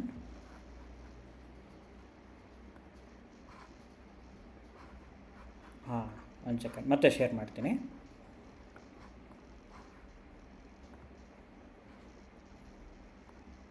ಓಕೆ, ಕಾಣಿಸ್ತಾ ಇದೆಯಾ ನೋಡಿ ಈಗ? ಓಕೆ, ಇದನ್ನು ನಾನು ಮತ್ತೆ ಕಳಿಸ್ಕೊಡ್ತೀನಿ ಈ ಶೀಟ್ಸ್ನ, ಬೇಕಾದರೆ ಯಾರು ನೋಟ್ ಮಾಡ್ಕೊಳ್ಳೋ ಏನು ಅವಶ್ಯಕತೆ ಇಲ್ಲ. ಸೊ ಹೌಸಿಂಗಿಗೆ ಸಂಬಂಧಪಟ್ಟಂತೆ ನಾವು ಎಲೆಕ್ಟ್ರಿಸಿಟಿ ಬಿಲ್ ಕಟ್ಟಬೇಕು. ಇವಾಗೇನೋ ಕರ್ನಾಟಕದಲ್ಲಿ ಗೃಹ ಜ್ಯೋತಿ ಅಂತೇಳಿ ಒಂದು ಇದೇನೋ ಬಂದಿದೆ. ಅದು ಕಾಂಗ್ರೆಸ್ ಗೌರ್ಮೆಂಟ್ ಎಷ್ಟು ತನಕ ಇರುತ್ತೋ ಅಲ್ಲಿಗೆ ತನಕ ನಾವು ಅದನ್ನು ಉಪಯೋಗಿಸ್ಬೋದು ಅಷ್ಟೇ. ಒಂದು ಅಪಾರ್ಟ್ಮೆಂಟಲ್ಲಿದ್ದರೆ ಮೇಂಟೆನೆನ್ಸ್ ಚಾರ್ಜು ಗೊತ್ತೇ ಇರುತ್ತೆ, ಅಪಾರ್ಟ್ಮೆಂಟಲ್ಲಿ ಯಾರಿದ್ದಾರೆ ಅವ್ರಿಗೆ. ಬೆಸ್ಕಾಮ್ ನಾವು ಎಲೆಕ್ಟ್ರಿಸಿಟಿ ಬಿಲ್ ಕಟ್ಟಬೇಕು, ವಾಟರ್ ಚಾರ್ಜ್ ಕಟ್ಟಬೇಕು, ಕುಕ್ಕಿಂಗ್ ಗ್ಯಾಸ್, LPG ಮನೆ ಬೇಕೇ ಬೇಕು, internet broadband, mobile recharge, housing, ಯುಟಿಲಿಟೀಸಲ್ಲಿ ಬರುತ್ತದು.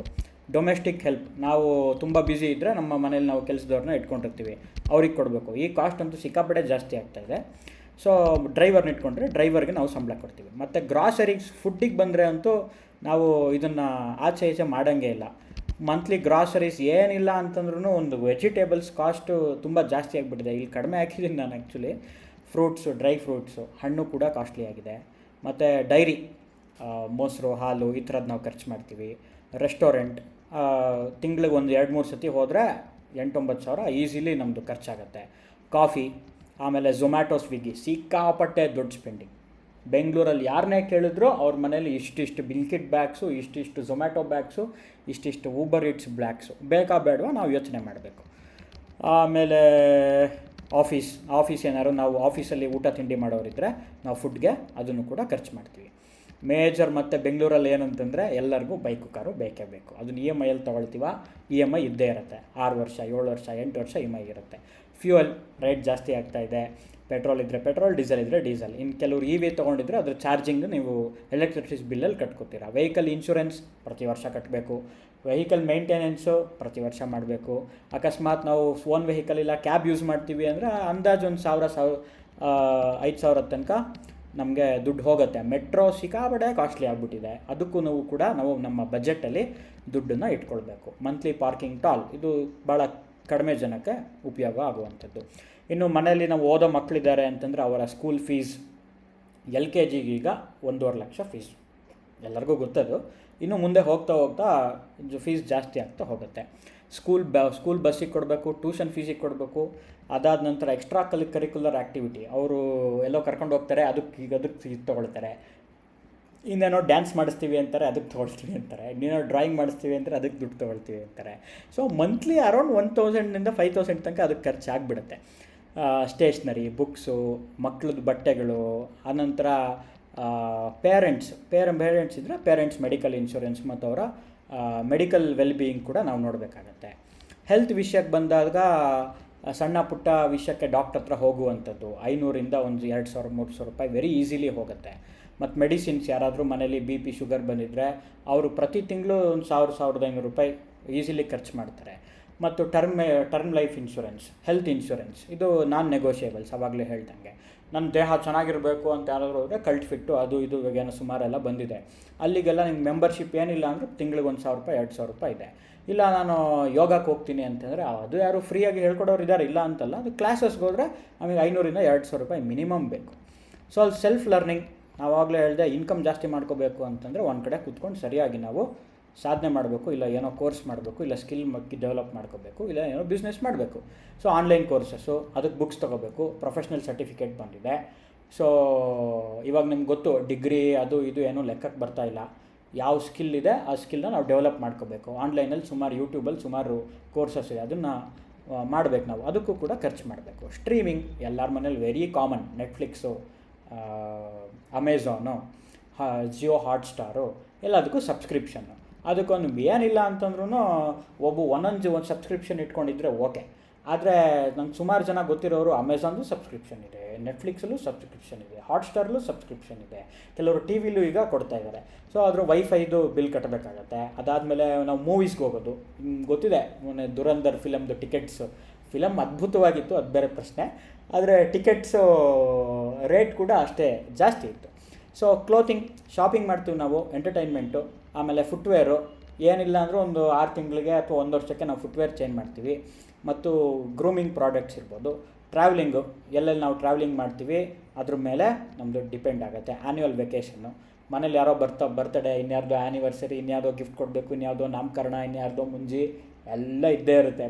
ಪ್ರತಿ ತಿಂಗಳು ಒಂದು 2-3 ಸಾವಿರ ರೂಪಾಯಿ ಅಲ್ಲೂ ಕೂಡ ನಮ್ಮದು ಖರ್ಚಾಗತ್ತೆ. ಇದು ಏನಕ್ಕೆ ಹೇಳ್ತಾ ಇದ್ದೀನಿ ಅಂತಂದರೆ, ಇಷ್ಟೆಲ್ಲ ನಾವು ಖರ್ಚು ಮಾಡ್ತೀವ ಅಂತ ನಾವು ಅಂದಾಜು ಕೂಡ ಮಾಡಿರೋದಿಲ್ಲ.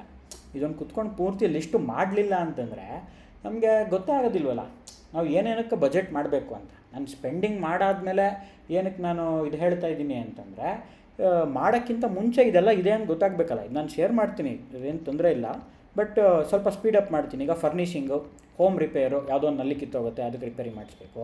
ಆಮೇಲೆ kitchen supplies, utensils, taxes, advance tax ಕಟ್ಟಬೇಕು, personal loan E M I ಇದ್ದರೆ ಅದು, ಕ್ರೆಡಿಟ್ ಕಾರ್ಡು, ಪ್ರೊಫೆಷ್ನಲ್ ಟ್ಯಾಕ್ಸು, ಇನ್ನು ನಾವು ಮಾಡಬೇಕಾಗಿರುವಂತಹ ಇನ್ವೆಸ್ಟ್ಮೆಂಟ್ಸು. ಮ್ಯೂಚುವಲ್ ಫಂಡ್ಸಲ್ಲಿ ಸುಮಾರು ಜನ ಈಗಾಗಲೇ ಇನ್ವೆಸ್ಟ್ ಮಾಡ್ತಾ ಇರ್ಬೋದು. ಮತ್ತು ರಿಟೈರ್ಮೆಂಟಿಗೆ ನಮಗೆ NPS ಅನ್ನುವಂಥ ಪ್ರಾಡಕ್ಟ್ ಇದೆ. ಅಥವಾ ಗೋಲ್ಡ್ಗೆ, ಹೆಣ್ಮಕ್ಳಿದ್ರೆ ಸಣ್ಣ ವಯಸ್ಸಿಂದನೇ ಗೋಲ್ಡ್ಗೋಸ್ಕರ ನಾವು ಎತ್ತಿಡಬೇಕಾಗತ್ತೆ. ರಿಯಲ್ ಎಸ್ಟೇಟ್, ಇನ್ನೇನೋ ನಾವು ಸ್ವಂತ ಮನೆ ಇಲ್ಲ ಅಂದರೆ ನಾವು ಪ್ಲಾಟ್ ತೊಗೊಳಕ್ಕೋ ಅಥವಾ ಮನೆ ಕಟ್ಸೋಕ್ಕೋ ಅದು ನಾವು ಜೋಡಿಸ್ಕೊಳ್ಬೇಕಾಗತ್ತೆ. Emergency funds. ಅದಾದ ನಂತರ ಇನ್ನೆಲ್ಲೋ ದೇವಸ್ಥಾನಕ್ಕೆ ನಾವು ದುಡ್ಡು ಕೊಡ್ತೀವಿ, ಇನ್ನೆಲ್ಲೋ ಯಾವುದೋ ಪೂಜೆ ಅದಕ್ಕೆ ದುಡ್ಡು ಕೊಡ್ತೀವಿ, ಇನ್ನೆಲ್ಲೋ CAಗೆ ಟ್ಯಾಕ್ಸ್ ಫೈಲಿಂಗಿಗೆ ಕೊಡ್ತೀವಿ, ಇನ್ನೇನೋ ಮತ್ತು ಮಿಸಲೇನಿಯಸ್ ಬಫರ್. ಯಾವಾಗಲೂ ಇದು ಭಾಳ ಇಂಪಾರ್ಟೆಂಟು. ಏನು ಖರ್ಚು ಬರುತ್ತೆ ಅಂತ ನಮಗೆ ಗೊತ್ತಿರಲ್ಲ, ಯಾವಾಗಲೂ ಟಕ್ ಅಂತ ಬರುತ್ತೆ ಖರ್ಚು 5,000 ರೂಪಾಯಿ. ಅವಾಗ ಖರ್ಚು ಮಾಡೋಕ್ಕೆ ನಾವು ಇಟ್ಕೊಂಡಿರ್ಬೇಕು. ಇಲ್ಲೆಲ್ಲ ನೀವು ನೋಡಿದ್ರೆ ನಾನು ಇಲ್ಲಿ ಒಂದು ಕ್ಯಾಟಗರಿ ಮಾಡಿ ಹಾಕಿದ್ದೀನಿ, ಭಾಳ ಇಂಪಾರ್ಟೆಂಟಾಗಿ ಒಂದು ಕ್ಯಾಟಗರಿ ಮಾಡಿ ಹಾಕಿದ್ದೀನಿ. ಏನಿದು ಅಂತಂದರೆ ಟೈಪ್ ಅಂತ ಹಾಕಿದ್ದೀನಿ. ಏನು ಟೈಪ್ ಅಂತಂದರೆ N ಅಂತಂದರೆ ನೀಡ್ಸ್, ಅತಿ ಅವಶ್ಯಕವಾಗಿರುವಂತಹ ವಸ್ತುಗಳು. ವಾಂಟ್ಸ್, ಇದಿಲ್ಲ, ವಾಂಟ್ಸ್ ಇಲ್ಲ ಅಂತಂದರೆ ನಮಗೆ ಬದುಕೋಕ್ಕಾಗಲ್ಲ ಅಂತಿಲ್ಲ, ನೀಡ್ಸ್ ಇಲ್ಲ ಅಂದರೆ ಬದುಕೋಕ್ಕಾಗಲ್ಲ. ಈಗ ನೀರು, ಗ್ಯಾಸು, ಅಥವಾ ಇನ್ನೇನೋ ನಮಗೆ ಎಲೆಕ್ಟ್ರಿಸಿಟಿ ಕಷ್ಟ ಆಗಿಬಿಡುತ್ತೆ, ಬದುಕೋದೇ ಕಷ್ಟ ಆಗಿಬಿಡುತ್ತೆ. ಊಟ, ಇದೆಲ್ಲ ನೀಡು. ವಾಂಟ್ ಏನು ಅಂತಂದರೆ ಹೋಟ್ಲಲ್ಲಿ ಊಟ ಮಾಡೋದು ವಾಂಟು, ಕಾರಲ್ಲೇ ಓಡಾಡಬೇಕು ಅನ್ನೋದು ವಾಂಟು, ಅಥವಾ ನಾನು ಮಾಮೂಲಿ ಫೋನ್ ತೊಗೊಳ್ಳಲ್ಲ, ಐಫೋನೇ ತಗೋಬೇಕು, ಇದು ವಾಂಟು. ಸೊ ಈ ನೀಡು, ವಾಂಟು ಇದ್ರ ಮಧ್ಯೆ ನಮ್ಮದು ಡಿಸ್ಟಿಂಕ್ಷನ್ ಯಾವಾಗಲೂ ಇರುತ್ತೆ. ಸೊ ಅದ್ರ ತಕ್ಕನಂಗೆ ನಮ್ಮ ಒಂದು ಬಜೆಟ್ಟು ರೆಡಿ ಆಗಬೇಕು. ಕಮಿಂಗ್ ಬ್ಯಾಕ್ ಟು ನಮ್ಮ ಏನು ಸ್ಲೈಡ್. ಸೊ ಈ ಸ್ಲೈಡಿಗೆ ಹೋಗೋಕ್ಕಿಂತ ಮುಂಚೆ ನಾನು ಇನ್ನೊಂದು ಒಂದು ಸಣ್ಣ ವಿಡಿಯೋವನ್ನು ತೋರಿಸ್ಬೇಕು. ಈ ಟ್ವಿಟ್ಟರ್ದು ಒಂದು ಪೋಸ್ಟ್ ಕಾಣಿಸ್ತಾ ಇದೆ ಎಲ್ಲರಿಗೂ ಅನಿಸುತ್ತೆ, ಯಾರಾದರೂ ಒಬ್ರು ಕನ್ಫರ್ಮ್ ಮಾಡಿ. Wonderful, okay. ಇದು ಜಸ್ಟ್ 7 ಸೆಕೆಂಡಿನ ವಿಡಿಯೋ ನಾನು ಪ್ಲೇ ಮಾಡ್ತಾ ಇದ್ದೀನಿ ಈಗ, ನೋಡಿ ಎಲ್ಲರೂ.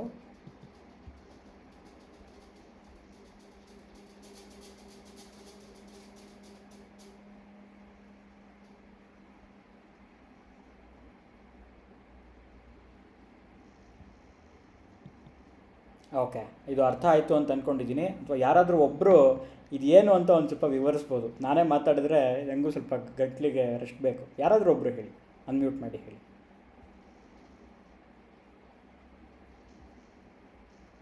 ಓ ಖಂಡಿತ ಹೇಳಿ ಅಶ್ವಿನಿ.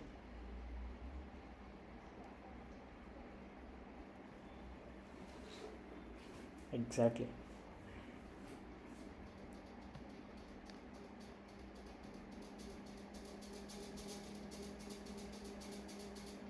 Wonderful wonderful wonderful. ಭಾಳ ಸುಲಭ ಇದು, ಆದರೆ ಪ್ರಾಕ್ಟೀಸ್ ಮಾಡೋದು ನಮಗೆ ಅಷ್ಟೇ ಕಷ್ಟದ ವಿಷಯ. Thank you Ashwini. ಸೊ ನನ್ನ ಸ್ಕ್ರೀನ್ ಕಾಣಿಸ್ತಾ ಇದೆಯಾ ಅಂತ ಒಂದು ಸತಿ ಹೇಳಿ. Okay, wonderful, thank you Ashwini. So mandatory versus leisure spending, ಅದನ್ನು ಹೇಳ್ತಾ ಇದ್ದೆ ನಾನು. ಸರ್ವೈವಲ್ ಎಕ್ಸ್ಪೆನ್ಸಸ್ಗೆ ಮೊದಲು ಪ್ರಿಯಾರಿಟಿ ಕೊಡಬೇಕು. Fixed obligation, rent, EMI, first ಅದನ್ನು ನಾವು ಸೇಫ್ ಗಾರ್ಡ್ ಮಾಡ್ಕೋಬೇಕು. ಆಪ್ರೇಷನಲ್ ಲಿಕ್ವಿಡಿಟಿ, ಅಕಸ್ಮಾತ್ ಹೆಚ್ಚು ಕಡಿಮೆ ಆಯಿತು, ಯಾರಿಗೋ ಹೆಚ್ಚು ಕಡಿಮೆ ಆಯಿತು, ಅಥವಾ ಹಾಸ್ಪಿಟ್ಲಿಗೆ ಹೋಗಬೇಕು, ಅಥವಾ ಇನ್ನೇನೋ ಯಾರೋ ನಮ್ಮ ಭಾಳ ಹತ್ತಿರದವ್ರಿಗೆ ಏನೋ ತೊಂದರೆ ಆಯಿತು, ದುಡ್ಡು ಕೊಡಬೇಕು, ಎಲ್ಲಿಂದ ಕೊಡ್ತೀರ? ಪ್ರಾವಿಷನ್ ಮಾಡಿದರೆ ತಾನೇ ಕೊಡೋಕ್ಕಾಗೋದು, ಇಲ್ಲಾಂದರೆ ಎಲ್ಲಿಂದ ಕೊಡ್ತೀರ? ಸೊ ಮ್ಯಾಂಡೇಟ್ರಿ ಪ್ರಾವಿಷನ್ ಫಸ್ಟ್, ಇದು ಪ್ರಿಯಾರಿಟಿ. ಅದಾದ ನಂತರ ಲೀಜರ್ ಅನ್ನುವಂಥದ್ದು ನಮಗೆ ಬೇಕಾಗಿರುವಂಥದ್ದು. ಸೊ ರೋಲ್ ಆಫ್ ಮಿಸಲೇನಿಯಸ್ ಡಬ್ಬ, ಇದನ್ನು ನಾನು ಹೇಳಿದೆ. ಇದು ಯಾವ ಕಾರಣಕ್ಕೆ ಇದನ್ನು ಮಾಡಬೇಕು ಅಂತಂದರೆ, ಏನು ಎಕ್ಸ್ಪೆನ್ಸ್ ಬರುತ್ತೆ ಅಂತಲೇ ಗೊತ್ತಾಗಲ್ಲ ನಮಗೆ. So act as A monthly buffer. ನೀವು ಫಾರ್ ಎಕ್ಸಾಂಪಲ್ ಒಂದು 50,000 ಸೇವ್ ಮಾಡ್ತಾಯಿದ್ರೆ ಒಂದು 2-3 ಸಾವಿರನಾರು ಇದು ಏನಕ್ಕಂತ ಗೊತ್ತಿಲ್ಲ, ಆದರೆ ಎತ್ತಿಡ್ತಾ ಇದ್ದೀನಿ ಅಂತ ಎತ್ತಿಡಬೇಕು. ಓಕೆನಾ? ಸೊ ಸ್ಟೆಬ್ಲೈಸರ್, ನಾಟ್ ಅಕ್ಯುಮುಲೇಷನ್, ಇದು ಸ್ಟೆಬ್ಲೈಸರ್ ಆಗಿ ಇದು ವರ್ಕ್ ಆಗುತ್ತೆ. ಮತ್ತು ನಮಗೆ ಎವಲ್ಯೂಷನ್ ಆಫ್ ಬಜೆಟಿಂಗ್ ಅಂತ ಬರುತ್ತೆ. ಈ ಎಲ್ಲ ಕೆಲಸ ಮಾಡೋದ್ರಿಂದ ಇದು ಒನ್ ಟೈಮ್ ಆ್ಯಕ್ಟಿವಿಟಿ ಅಲ್ಲ. ಮುಂದಿನ ಸ್ಲೈಡಲ್ಲಿ ಬರುತ್ತೆ, ಸ್ಲೈಡ್ ಇನ್ನೇನು ಮುಗಿಯೋ ಹಂತಕ್ಕೆ ಬರ್ತಾ ಇದೆ. So stage 1 survival control. ನಮಗೇನಾಗುತ್ತೆ, ಒಂದು ಸ್ವಲ್ಪ ಕಂಟ್ರೋಲ್ ಶುರುವಾಗುತ್ತೆ. ಒಂದು 3-4 ತಿಂಗಳು ಅದನ್ನು ಕಂಟ್ರೋಲ್ ಶುರುವಾಗುತ್ತೆ. 1 ವರ್ಷ 2 ವರ್ಷ ಇದನ್ನು ಮಾಡಿದಾಗ ನಮಗೆ ಡಿಸಿಪ್ಲಿನ್, ನಮ್ಮದು ಮೈಂಡು ಅಲೋಕೇಟ್ ಆಗಿಬಿಡುತ್ತೆ. ನಮ್ಮದು ಹ್ಯೂಮನ್ ಬೀಯಿಂಗ್ಸ್ ಯಾಕೆ ನಾವು ಇಷ್ಟು ದೂರ ಬಂದಿದ್ದೀವಿ ಅಂತಂದರೆ, ನಮ್ಮದು ಅಡ್ಯಾಪ್ಟಬಲ್ ಮೈಂಡ್. ಏನು ಹಿಂಗಂದರೆ ಅರ್ಥ ಅಂತಂದರೆ, ನಿಮ್ಮ ಸೇವಿಂಗ್ಸ್ ಅಕೌಂಟಲ್ಲಿ 1 ಲಕ್ಷ ಇದ್ದರೆ ನೀವು 1 ಲಕ್ಷ ರೂಪಾಯಿ ಏನೇನು ಸ್ಪೆಂಡ್ ಮಾಡ್ಬೋದು ಅಂತ ನೀವು ತಲೆ ಲೆಕ್ಕ ಹಾಕುತ್ತೆ. ನಿಮ್ಮ ಸೇವಿಂಗ್ಸ್ ಅಕೌಂಟಲ್ಲಿ 10,000 ರೂಪಾಯಿ ಇದ್ದರೆ ಅಷ್ಟಕ್ಕೆ ಏನು ಬೇಕು ಅಂತ ಅದು ಅಲೋಕೇಟ್ ಆಗಿಬಿಡುತ್ತೆ, ಅದು ಆಟೋಮೆಟಿಕ್ಕಾಗಿ. ಸೊ ನಮ್ಮ ಅಕೌಂಟಲ್ಲಿ ಯಾವಾಗಲೂ ದುಡ್ಡು ಇಟ್ಕೊಳ್ಳೋದಕ್ಕೂ ಇಡದಿರೋದಕ್ಕೂ ಇದೇ ವ್ಯತ್ಯಾಸ. ಸೊ ಇದನ್ನು ಸ್ವಲ್ಪ ಲಾಕ್ ಮಾಡುವಂಥದ್ದು. ಸುಮಾರು ಜನ ಬೇರೆ ಬೇರೆ ಥರ ಇದನ್ನು ಯೂಸ್ ಮಾಡ್ತಾರೆ. ಏನು ಮಾಡ್ತಾರೆ ಅಂದರೆ, ಫಾರ್ ಎಕ್ಸಾಂಪಲ್ ನನ್ನದೇ ಉದಾಹರಣೆ ನಾನು ಫಸ್ಟ್ ತಗೊಳ್ತೀನಿ. ನಾನು ಯಾವತ್ತೂ ಕೂಡ ಒಂದೇ EMI ನಂದು ಯಾವಾಗಲೂ ಎಕ್ಸಿಸ್ಟಿಂಗಲ್ಲಿ ಇರಬೇಕು. ಒಂದು EMI ಹೋಗ್ತಾ ಇದೆ ಅಂತ ಅಂದ್ಕೊಳ್ಳಿ, ಇನ್ನೊಂದು EMI ನಾನು ಮಾಡ್ಕೊಳ್ಳಲ್ಲ. ಇದು ಹೋಮ್ ಲೋನ್ಗೆ ಇರೋರಿಗೆ ಸ್ವಲ್ಪ ಕಷ್ಟ. ಹೋಮ್ ಲೋನ್ ಇದ್ದರೆ ಬೇರೆ ಯಾವುದಾದ್ರು EMI ಸಣ್ಣ ಪುಟ್ಟ ಫೋನ್ ತೊಗೊಳಕ್ಕೆ, ಕೂಲರ್ ತೊಗೊಳಕ್ಕೆ, AC ತೊಗೊಳಕ್ಕೆ, ಇನ್ನೇನದು ಅದನ್ನು ಮಾಡಬೇಕಾಗತ್ತೆ. ಆದರೆ ಆ ಥರದ್ದೇನು ನಮ್ಗೆ ಆಬ್ಲಿಗೇಷನ್ಸ್ ಇಲ್ಲ ಅಂತ ಹೇಳಿದಾಗ 2 EMI, 3 EMI, ಬೈಕಿಗೊಂದು EMI, ಕಾರ್ಗೊಂದು EMI ಮಾಡ್ಕೋಬಾರ್ದು. ಬೈಕ್ ಪೂರ್ತಿ EMI ಮುಗಿಬೇಕು, ಆಮೇಲೆ ಕಾರ್ಗೆ ಹೋಗಬೇಕು. ನಾನು ಹೇಳಿದೆ ಟೆಂಪ್ರರಿ ಡಿಸ್ಕಂಫರ್ಟ್ ಇರುತ್ತೆ, ಅಶ್ವಿನಿ ಹೇಳ್ದಂಗೆ. ಆಮೇಲೆ ಅದು ನಮಗೆ ಸುಲಭ ಆಗುತ್ತೆ. ಒಂದೇ ಸತಿ EMI ಬಿಲ್ಡಪ್ ಮಾಡಿ. ಇವಾಗ ನಿಮಗೆ ಗೊತ್ತಿದೆ, ಮೊನ್ನೆ ಒಂದು ದೊಡ್ಡ ಕಂಪ್ನಿಯಲ್ಲಿ 12,000 ಜನ ಅಂತ ತೆಗೆದ್ರು. ಯಾರಿಗೂ ಗೊತ್ತಿರಲಿಲ್ಲ ನಾಳೆಯಿಂದ ನನ್ನ ಕೆಲಸ ಇರಲ್ಲ ಅಂತ. ಆ ಪರಿಸ್ಥಿತಿ ಯಾರಿಗೆ ಬೇಕಾದ್ರೂ ಬರ್ಬೋದು.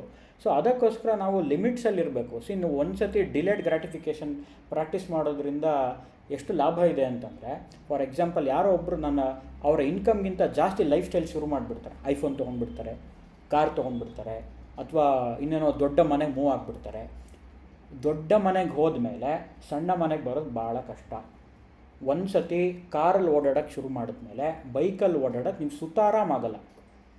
ಒಂದು ಸತಿ ನೀವು ದುಬಾರಿ ಲಕ್ಸುರಿ ಐಟಮ್ಸ್ನ ನೀವು ನೋಡಿಬಿಟ್ರೆ ಅದು ನೋಡಿ ತೊಂದರೆ ಇಲ್ಲ, ಯಾವಾಗಲೂ ಒಂದು ಸತಿ ಅದನ್ನು ಎಕ್ಸ್ಪೀರಿಯೆನ್ಸ್ ಮಾಡಬೇಕು. ಜೀವನ ಇರೋದೇ ಎಕ್ಸ್ಪೀರಿಯೆನ್ಸ್ ಮಾಡೋಕ್ಕೆ.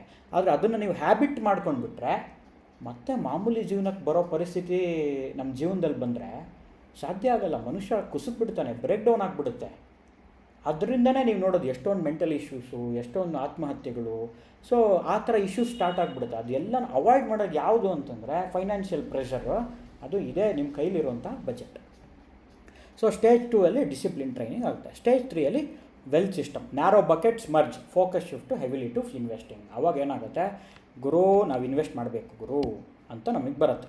ಫಾರ್ ಎಕ್ಸಾಂಪಲ್ ಇದು ಅಲೋಕೇಶನಲ್ಲಿ ಡೆಟ್ ಫ್ರೀ. ನನಗೆ ಡೆಟ್ ಇಲ್ಲ ಅಂತಂದರೆ 30-40% 40% ಇಲ್ಲ 50% ಅಂತ ತೋರಿಸಿದ್ದೀನಿ.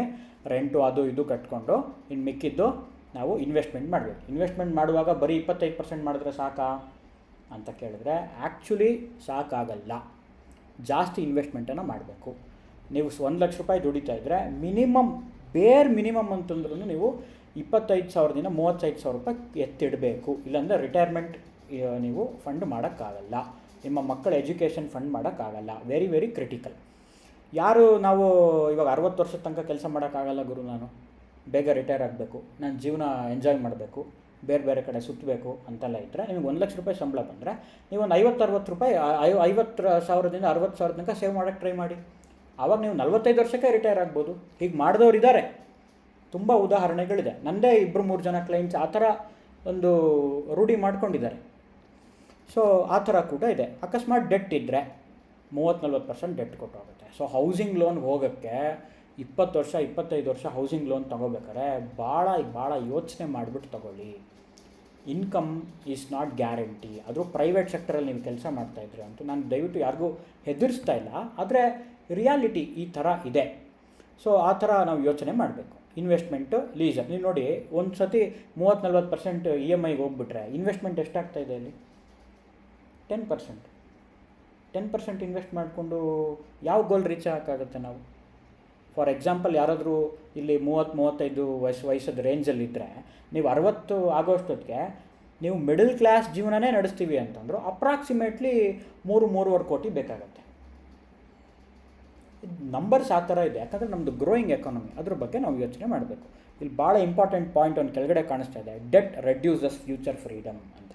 ಇದ್ರ ಬಗ್ಗೆ ನಾವು ಯೋಚನೆ ಮಾಡಬೇಕು. ಗೋಲ್ಡನ್ ರೂಲ್ ಏನು ಅಂತಂದರೆ, ಫಸ್ಟು ಸ್ಪೆಂಡು, ಸೇವು, ಇನ್ವೆಸ್ಟ್ ಅಲ್ಲ.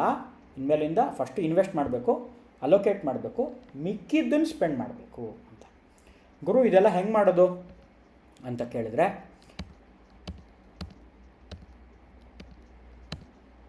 ನೋಡಿ ಇಲ್ಲಿ ನಾನು ತೋರಿಸ್ತಾ ಇದ್ದೀನಿ. ಇಲ್ಲಿ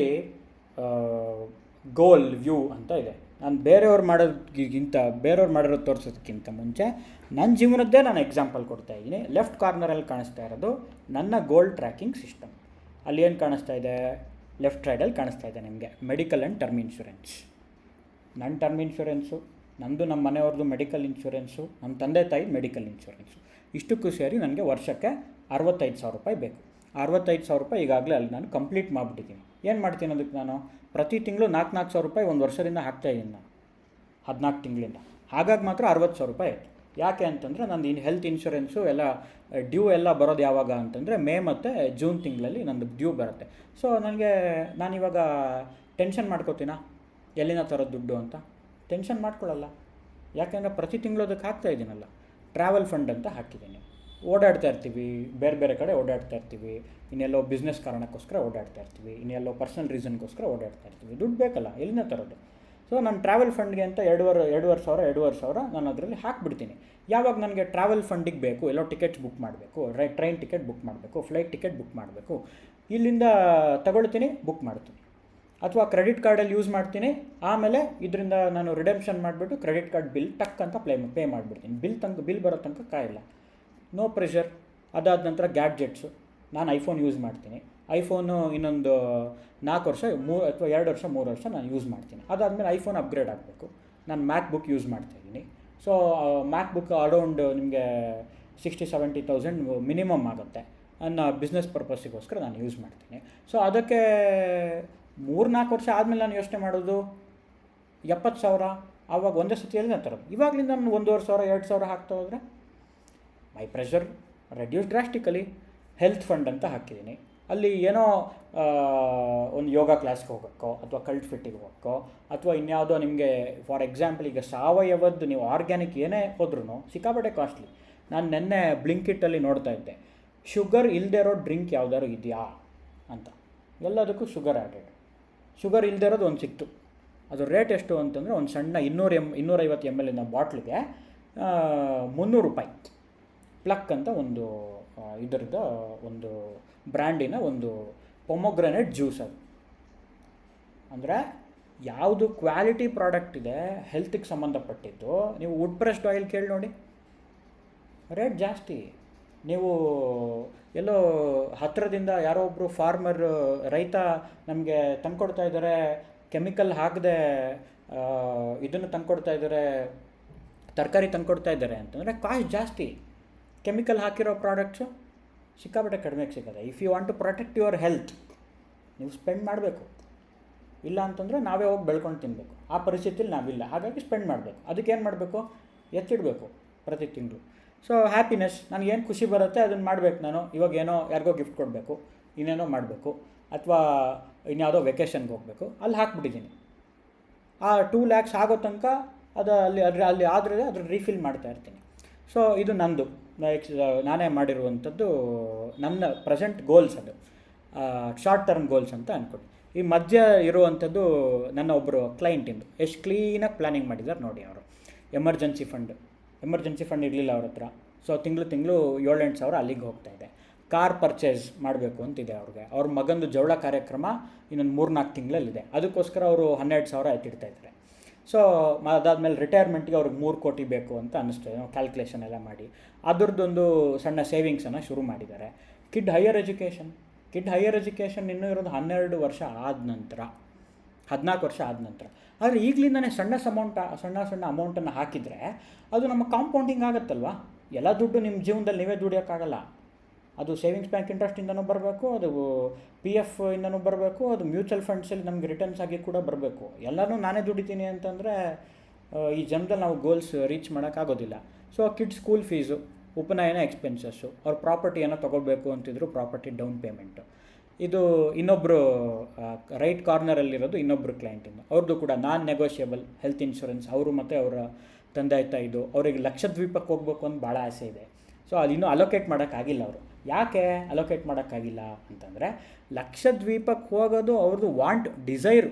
ಅಲ್ಲಿಗೆ ಹೋಗಲಿಲ್ಲ ಅಂದರೆ ಇವ್ರಿಗೇನು ಆಗಲ್ಲ, ಹೋಗಲಿಲ್ಲ ಅಂತ ಅನ್ನಿಸ್ತಾ ಇರುತ್ತೆ ಅಷ್ಟೇ. ಆದರೆ ಅದಕ್ಕಿಂತ ಮುಖ್ಯ ಯಾವುದು ಅಂತಂದರೆ ಕೆಳಗಡೆ ಇದೆ ನೋಡಿ, emergency fund with utmost liquidity. ಅವ್ರ ಹತ್ರ ಎಮರ್ಜೆನ್ಸಿ ಫಂಡ್ ಇರಲಿಲ್ಲ, ಏನಾದರೂ ಹೆಚ್ಚು ಕಡಿಮೆ ಆದರೆ ಫಸ್ಟ್ ಎಮರ್ಜೆನ್ಸಿ ಫಂಡ್ ಬಿಲ್ಡ್ ಆಗಲಿ, ಆಮೇಲೆ ಮಾಡ್ತೀನಿ ಅಂತ ಆ ಎಮರ್ಜೆನ್ಸಿ ಫಂಡ್ ಬಿಲ್ಡ್ ಆಗುತ್ತೆ. ಅದಾದಮೇಲೆ ನೆಕ್ಸ್ಟು ಪ್ರಿಯಾರಿಟಿಗೆ ಹೋಗ್ತಾರೆ. ಅವ್ರಿಗೊಂದು ಆಸೆ ಇದೆ, ಅಲ್ಲಿ ನೋಡಿ ಕಾರ್ ತೊಗೋಬೇಕು ಅಂತ ಅವರೇ ಹಾಕಿದಾರಲ್ಲಿ, ಕಾರ್ ಎಲ್ಲಿ ನೋಡಿ ಕಾರ್ ಅಂತ ಹಾಕಿದ್ದಾರೆ. ಸೊ ಈ ರೀತಿ ಅಥವಾ ಒಂದು ಲ್ಯಾಪ್ಟಾಪ್ ತೊಗೋಬೇಕು ಅಂತಿದೆ ಅವ್ರಿಗೆ, ಮೆಟಾ ಕ್ವೆಸ್ಟ್ 3 512 GB ಅಂತ ಇದೆ ಅವ್ರಿಗೆ. ಅದಕ್ಕೆ ಎಷ್ಟೋ ಒಂದು 73,000 ರೂಪಾಯಿ ಆಗಿತ್ತೆ ಅಂತ. ಅದಕ್ಕೆ 2,000 ರೂಪಾಯಿ SIP ಅವರು ಶುರು ಮಾಡಿದ್ದಾರೆ. ಸೊ ಈ ರೀತಿ ನಾವು ಕುತ್ಕೊಂಡು ಮಾಡಲಿಲ್ಲ ಅಂತಾದರೆ ನಮಗೆ ಭಾಳ ಈ ರೀತಿಯಾದಂತಹ ನಮಗೆ ಫೈನಾನ್ಷಿಯಲ್ ಪ್ರಾಬ್ಲಮ್ಸ್ ಅನ್ನುವಂಥದ್ದು ಆಗುತ್ತೆ. ಸೊ ಇಲ್ಲಿ ನಾನು ಪ್ರಾರಂಭದಲ್ಲಿ ಹೇಳಿದೆ ಶ್ರೇಯಸ್ ಮತ್ತು ಪ್ರೇಯಸ್ ಅಂತ, ಚೂಸ್ ವೈಸ್ಲಿ ಅಂತ. ಫಾರ್ ಹೆಲ್ಪ್ ನೀವು ಯಾವಾಗಲೂ ಅರ್ಥವ್ಯ ವೆಲ್ತ್ನ ರೀಚ್ ಮಾಡ್ಬೋದು. ಬಟ್ ಬಿಫೋರ್ ವೈಂಡಿಂಗ್ ಆಫ್ ನಾನು ಕ್ವೆಶ್ಚನ್ ಆ್ಯಂಡ್ ಆನ್ಸರಿಗೆ ಬರ್ತೀನಿ. ನಾನು ಇನ್ನೊಂದು ಇದನ್ನು ತೋರಿಸ್ಬೇಕು ನಿಮಗೆ. ಓಕೆ, ಇದು ನನ್ನ ಎಕ್ಸೆಲ್ ಶೀಟ್ ಯಾರಿಗಾರು ಕಾಣಿಸ್ತಾ ಇದೆಯಾ? ಒಂದು ಸತಿ ಹೇಳ್ತೀರಾ? Okay, wonderful. ಸೊ ನನ್ನ ಕ್ಲೈಂಟ್ಸ್ ಯಾರು ಆಗ್ತಾರೆ, ಸಾಮಾನ್ಯ ಸ್ವಲ್ಪ ಸೀರಿಯಸ್ ಆಗಿ ಇನ್ವೆಸ್ಟ್ ಮಾಡೋಕ್ಕೆ ಶುರು ಮಾಡ್ತಾರೆ, ಅವ್ರಿಗೆಲ್ಲರಿಗೂ ಕೂಡ ನಾನೇನು ಮಾಡ್ತೀನಿ ಅಂದರೆ ಈ ರೀತಿಯ ಒಂದು ಶೀಟಲ್ಲಿ ಅವ್ರಿಗೆ ರಿಟೈರ್ಮೆಂಟ್ ಕ್ಯಾಲ್ಕುಲೇಷನ್ನ ಮಾಡಿಕೊಡ್ತೀನಿ. ಉದಾಹರಣೆಗೆ ನಂದೇ ಇಲ್ಲಿ ಹಾಕಿದ್ದೀನಿ, ಡೇಟ್ ಆಫ್ ಬರ್ತ್ ಹಾಕಿದ್ದೀನಿ, ನಾನು ಎಷ್ಟು ವರ್ಷಕ್ಕೆ ರಿಟೈರ್ ಆಗ್ತೀನಿ ಅಂತ ಹಾಕಿದ್ದೀನಿ. ಸೊ ನಾನು ಎಷ್ಟು ವರ್ಷ ಬದುಕ್ತೀಯಾ ಅಂತ ಕೇಳ್ತಾ ಇದ್ದಾರೆ ಅವರು. ನಾನು 75 ಅಂತ ಹಾಕಿದ್ದೀನಿ. ನಾನು ಇಲ್ಲಿ ಜಾಸ್ತಿ ವರ್ಷ ಹಾಕಿದ್ರೆ ಇಲ್ಲಿ ಜಾಸ್ತಿ ದುಡ್ಡು ಬೇಕು. ಇಲ್ಲಿ ನೋಡಿ, ನಾನು 75 ವರ್ಷ ತನಕ ನಾನು ಇರಬೇಕು, 45 ವರ್ಷ ಅಥವಾ 50 ವರ್ಷಕ್ಕೆ ರಿಟೈರ್ ಆಗಿ ಅಂತಂದರೆ ನನಗೆ ಇಲ್ಲಿ ತೋರಿಸ್ತಾ ಇದೆ ನೋಡಿ. ನಾನು ಹೈಲೈಟ್ ಮಾಡ್ತೀನಿ ಇಲ್ಲಿ. ಮೊಬೈಲಲ್ಲಿ ಸುಮಾರು ಜನ ನೋಡ್ತಾ ಇದ್ದರೆ ಅದು ಸ್ವಲ್ಪ ಕಡಿಮೆಗೆ ಕಾಣಿಸ್ಬೋದು. ನಾನು ಇಲ್ಲಿ ಯೆಲ್ಲೋ ಕಲರಲ್ಲಿ ಹೈಲೈಟ್ ಮಾಡಿದೆ. ನಂಗೆ 5 ಕೋಟಿ ಬೇಕು ಅಂತ ತೋರಿಸ್ತಾ ಇದೆ. 5,59,00,000 ನನ್ನ ಲೈಫ್ ಸ್ಟೈಲ್ಗೆ 5 ಕೋಟಿ ಬೇಕು ಅಂತ ತೋರಿಸ್ತಾ ಇದೆ. 5 ಕೋಟಿ ಬೇಕು ಅಂತಂದರೆ ನಿಮಗೆ investment required for each month 59,000 invest ಮಾಡು ಅಂತ ತೋರಿಸ್ತಾ ಇದೆ. ಮತ್ತು ಗೋಲ್ 1 ಏನೋ ಮನೆ ಕಟ್ಟಬೇಕು, ಅಥವಾ ಗೋಲ್ 2 ಮಕ್ಕಳ ಮದುವೆ ಇರ್ಬೋದು. ಅದು when do you need the money. ಆ ನಂತರ when you will you start investing. ಅನಂತರ ಎಷ್ಟು ಇನ್ಫ್ಲೇಷನ್ ಇದೆ, ಯಾವುದೋ ಮನೆ ಕಟ್ಟಬೇಕು. ಬಿಲ್ಡಿಂಗ್ ಕಾಸ್ಟು ಕಡಿಮೆ ಏನಿಲ್ಲ ಈಗ. ಸ್ಟೀಲು 10 ವರ್ಷ ಇದ್ದಿದ್ದು ಸ್ಟೀಲ್ ವ್ಯಾಲ್ಯೂ ಇವಾಗಿಲ್ಲ, ತುಂಬ ಜಾಸ್ತಿ ಆಗಿದೆ. ಒಂದು ಇಟ್ಟಿಗೆ ಮುಂಚೆ ಭಾಳ ಕಡಿಮೆಗೆ ಸಿಗ್ತಾಯಿತ್ತು, ಒಂದು ಇಟ್ಟಿಗೆ ಈಗ ಭಾಳ ಕಾಸ್ಟ್ಲಿ ಆಗಿದೆ. ಒಂದು ಇಂಟೀರಿಯರ್ ಡಿಸೈನಿಂಗು, ಅಡುಗೆ ಮನೆಯಲ್ಲಿ ಹಾಕುವಂಥ ಸ್ಲ್ಯಾಬು ಭಾಳ ಕಾಸ್ಟ್ಲಿ ಇದೆ, ಅಷ್ಟು ಸುಲಭ ಇಲ್ಲ. ಸೊ ಅದನ್ನು ಪ್ಲ್ಯಾನ್ ಮಾಡಲಿಲ್ಲ ಅಂದರೆ ನಮ್ಗೆ ಭಾಳ ಕಷ್ಟ ಅಂತ. ಸೊ ಎಷ್ಟೋದ್ರಿಂದ ರೇಟ್ ಆಫ್ ಇಂಟ್ರೆಸ್ಟ್ ಬರುತ್ತೆ. ಈ ರೀತಿಯ ಪೂರ್ತಿಯ ಪ್ಲ್ಯಾನಿಂಗನ್ನು ನಾನು ನನ್ನ ಕ್ಲೈಂಟ್ಸ್ಗೆ ಮಾಡ್ತೀನಿ. ಸಾಮಾನ್ಯವಾಗಿ ಪ್ರಾರಂಭದಲ್ಲಿ ಡೇಟಾ ಶೀಟ್ ಅಂತ ನಾವು ಹೇಳ್ತೀವಿ. ಎಮರ್ಜೆನ್ಸಿ ಫಂಡ್ ಇದೆಯಾ, ಮೆಡಿಕಲ್ ಇನ್ಶೂರೆನ್ಸ್ ಇದೆಯಾ, ಶಾರ್ಟ್ ಟರ್ಮ್ ಗೋಲ್ಸ್ ಏನು ಅನ್ನೋದನ್ನು ಡಿಸ್ಕಸ್ ಮಾಡ್ತೀವಿ. ಅದಾದ ನಂತರ ನೆಟ್ವರ್ತ್, ಇಲ್ಲಿ ಲಯಬಿಲಿಟೀಸ್ ಇದ್ದರೆ ಲೋನ್ ಎಷ್ಟಿದೆ, ಯಾವಾಗ ಮುಗಿಯುತ್ತೆ ಅಂತ ಹಾಕ್ತೀವಿ. ಅಸೆಟ್ಸ್ ಇದ್ದರೆ ಗೋಲ್ಡ್ ಇಷ್ಟಿದೆ, ನಮ್ಮದು ಲ್ಯಾಂಡ್ ಇಷ್ಟಿದೆ, ಅಥವಾ ನನ್ನ PF ಅಲ್ಲಿ ಇಷ್ಟು ದುಡ್ಡಿದೆ, FD ಇಷ್ಟು ಇಟ್ಟಿದ್ದೀನಿ, ಮ್ಯೂಚುವಲ್ ಫಂಡ್ಸಲ್ಲಿ 40,000 SIP ಮಾಡ್ತಾಯಿದ್ದೀನಿ. ಈ ಥರ ಎಲ್ಲ ಹೇಳಿದಾಗ ಇಲ್ಲಿ ಕೆಳಗಡೆ ಪ್ರೊಜೆಕ್ಷನ್ ಅನ್ನುವಂಥದ್ದು ನಮಗೆ ಚೆನ್ನಾಗಿ ಕಾಣಿಸುತ್ತೆ. ಅದಾದ ನಂತರ ವೆರಿ ಇಂಪಾರ್ಟೆಂಟ್ ಇವತ್ತಿನ ಟಾಪಿಕಲ್ಲಿ ಬಜೆಟ್ ನೋಡಿ. ರೆಕರಿಂಗ್ ಎಕ್ಸ್ಪೆನ್ಸ್ ಅಂತ ಹಾಕಿದ್ದೀನಿ, ಮೋಡ್ ಅಂತ ಹಾಕಿದ್ದೀನಿ. ಎಲ್ಲಿ ಸೇವ್ ಮಾಡಬೇಕು? Wealth building. ನಾವೊಂದು 15 ವರ್ಷ ನಾವು SIP ಮಾಡಬೇಕು. ಅದಕ್ಕೆ ಮ್ಯೂಚುವಲ್ ಫಂಡ್ಸಿಗೆ ಹಾಕಬೇಕು. ನಮ್ಮ ಏನೋ ಒಂದು ರೆಕರಿಂಗ್ ಎಕ್ಸ್ಪೆನ್ಸ್ ಇದೆ ಅಂತ ಅಂದ್ಕೊಳ್ಳಿ, ಫಾರ್ ಕಿಡ್ಸ್ ಎಜುಕೇಷನ್ ಎಕ್ಸ್ಪೆನ್ಸಸ್. ಅವು ಸ್ಕೂಲ್ ಫೀಸ್ ಕಟ್ಟಬೇಕು. ಎಷ್ಟು ವರ್ಷ ಇದೆ? 2 ವರ್ಷ ಇದೆ. ಅದನ್ಯಾರು ಈಕ್ವಿಟಿ ಮಾರ್ಕೆಟಿಗೆ ಹಾಕಲ್ಲ. ಅದಕ್ಕೆ ಲಿಕ್ವಿಡ್ ಫಂಡ್ಸ್ ಅಂತ ನಾನು ಇಲ್ಲಿ ಸಜೆಸ್ಟ್ ಮಾಡ್ತಾ ಹೋಗ್ತೀನಿ. ಅದು ಮಂತ್ಲಿ ಇಷ್ಟು ಹಾಕಿದ್ರೆ ಆ್ಯನ್ಯುವಲ್ ಇಷ್ಟು ಅಲೋಕೇಶನ್ ಆಗುತ್ತೆ ಅಂತೇಳಿ ನಾನು ಆವಾಗಲೇ ನಂದು ಗೋಲ್ ಮ್ಯಾಪಿಂಗ್ ಏನು ತೋರಿಸಿದೆ ಆ ಥರ ಅಲ್ಲಿ ಗೋಲ್ನ ನಾವು ಮ್ಯಾಪಿಂಗ್ ಮಾಡ್ತೀವಿ. ಸೊ ಈ ರೀತಿ ಮಾಡಿದಾಗ, ಸಿಸ್ಟಮ್ಯಾಟಿಕ್ಕಾಗಿ ಮಾಡಿದಾಗ ಮಾತ್ರ ನಮ್ಮ ಒಂದು ಫೈನಾನ್ಷಿಯಲ್ ಏನು ಡಿಸಿಪ್ಲಿನ್ ಇದೆ ಅದು ಮೇಂಟೈನ್ ಆಗುತ್ತೆ. ಸೊ ಇದು ಇನ್ನೊಂದು 2 ಸಂಗತಿ ಹೇಳಿ ನಿಮಗೆ ಕ್ವಶನ್ ಆ್ಯಂಡ್ ಆನ್ಸರ್ಗೆ ನಾನು ಅವಕಾಶ ಮಾಡಿಕೊಡ್ತೀನಿ. ಸೊ ತುಂಬ ಜನ ಅಂದ್ಕೊಂಡಿರ್ತಾರೆ ಇದು ಬಜೆಟ್ ಅಂದರೆ ಒಂಥರ ಪನಿಷ್ಮೆಂಟ್ ಥರ, ಇಷ್ಟು ನಾವು ಸ್ಪೆಂಡ್ ಮಾಡೋಕ್ಕಂದ್ರೆ ನಮಗೆ ಲಿಮಿಟ್ ಆಗಿಬಿಡುತ್ತೆ ಅಂತ. ಇದು ಪನಿಷ್ಮೆಂಟ್ ಅಲ್ಲ, ಇದು ಪ್ಲ್ಯಾನ್. ಈ ಪ್ಲ್ಯಾನ್ ಚೆನ್ನಾಗಿ ಮಾಡಿದ್ರೆ ನಮಗೆ ರಿಸಲ್ಟ್ ಸಿಕ್ಕೇ ಸಿಗುತ್ತೆ. 2ನೇದು ದುಡ್ಡು ಕಾಂಪೌಂಡ್ ಆಗಬೇಕು ಅಂತಂದರೆ ನಿಮ್ಮ ಸ್ಕಿಲ್ ಅದಕ್ಕೆ ಅವಶ್ಯಕತೆ ಇಲ್ಲ. ದುಡ್ಡು ಕಾಂಪೌಂಡ್ ಆಗಬೇಕು ಅಂತಂದರೆ ನಿಮ್ಮ ಟೈಮನ್ನು ನೀವು ಕೊಡಬೇಕು. ಅದಕ್ಕೆ ನೀವು ಟೈಮ್ ಕೊಡಲಿಲ್ಲ, ನಾನು ಬರೀ ಸ್ಕಿಲ್ ಇದೆ, ನಾನು ಆ ಸ್ಟಾಕ್ ತೊಗೊಂಡ್ಬಿಡ್ತೀನಿ, ಈ ಸ್ಟಾಕ್ ತೊಗೊಂಡ್ಬಿಡ್ತೀನಿ, HDFC ಸ್ಟಾಕ್ ತೊಗೊಂಡ್ಬಿಡ್ತೀನಿ, ಅದಕ್ಕೆ ನೀವು ಟೈಮ್ ಕೊಡಲಿಲ್ಲ ಅಂತಲೇ ಬೆಳೆಯಲ್ಲ. ಟೈಮ್ ಎಲ್ಲದಕ್ಕೂ ಭಾಳ ಮುಖ್ಯ. Real enemy is life style inflation. ನಮ್ಮ ಸಂಬಳಕ್ಕಿಂತ ನಮ್ಮ ಲೈಫ್ ಸ್ಟೈಲ್ ಜಾಸ್ತಿ ಮಾಡ್ಕೊಂಡ್ಬಿಟ್ರೆ ಶ್ಯೂರ್ ಪಾತ್ ಟು ಡೌನ್ವರ್ಡ್ಸ್, ಕೆಳಗೆ ಹೋಗ್ಬಿಡ್ತೀವಿ ನಾವು.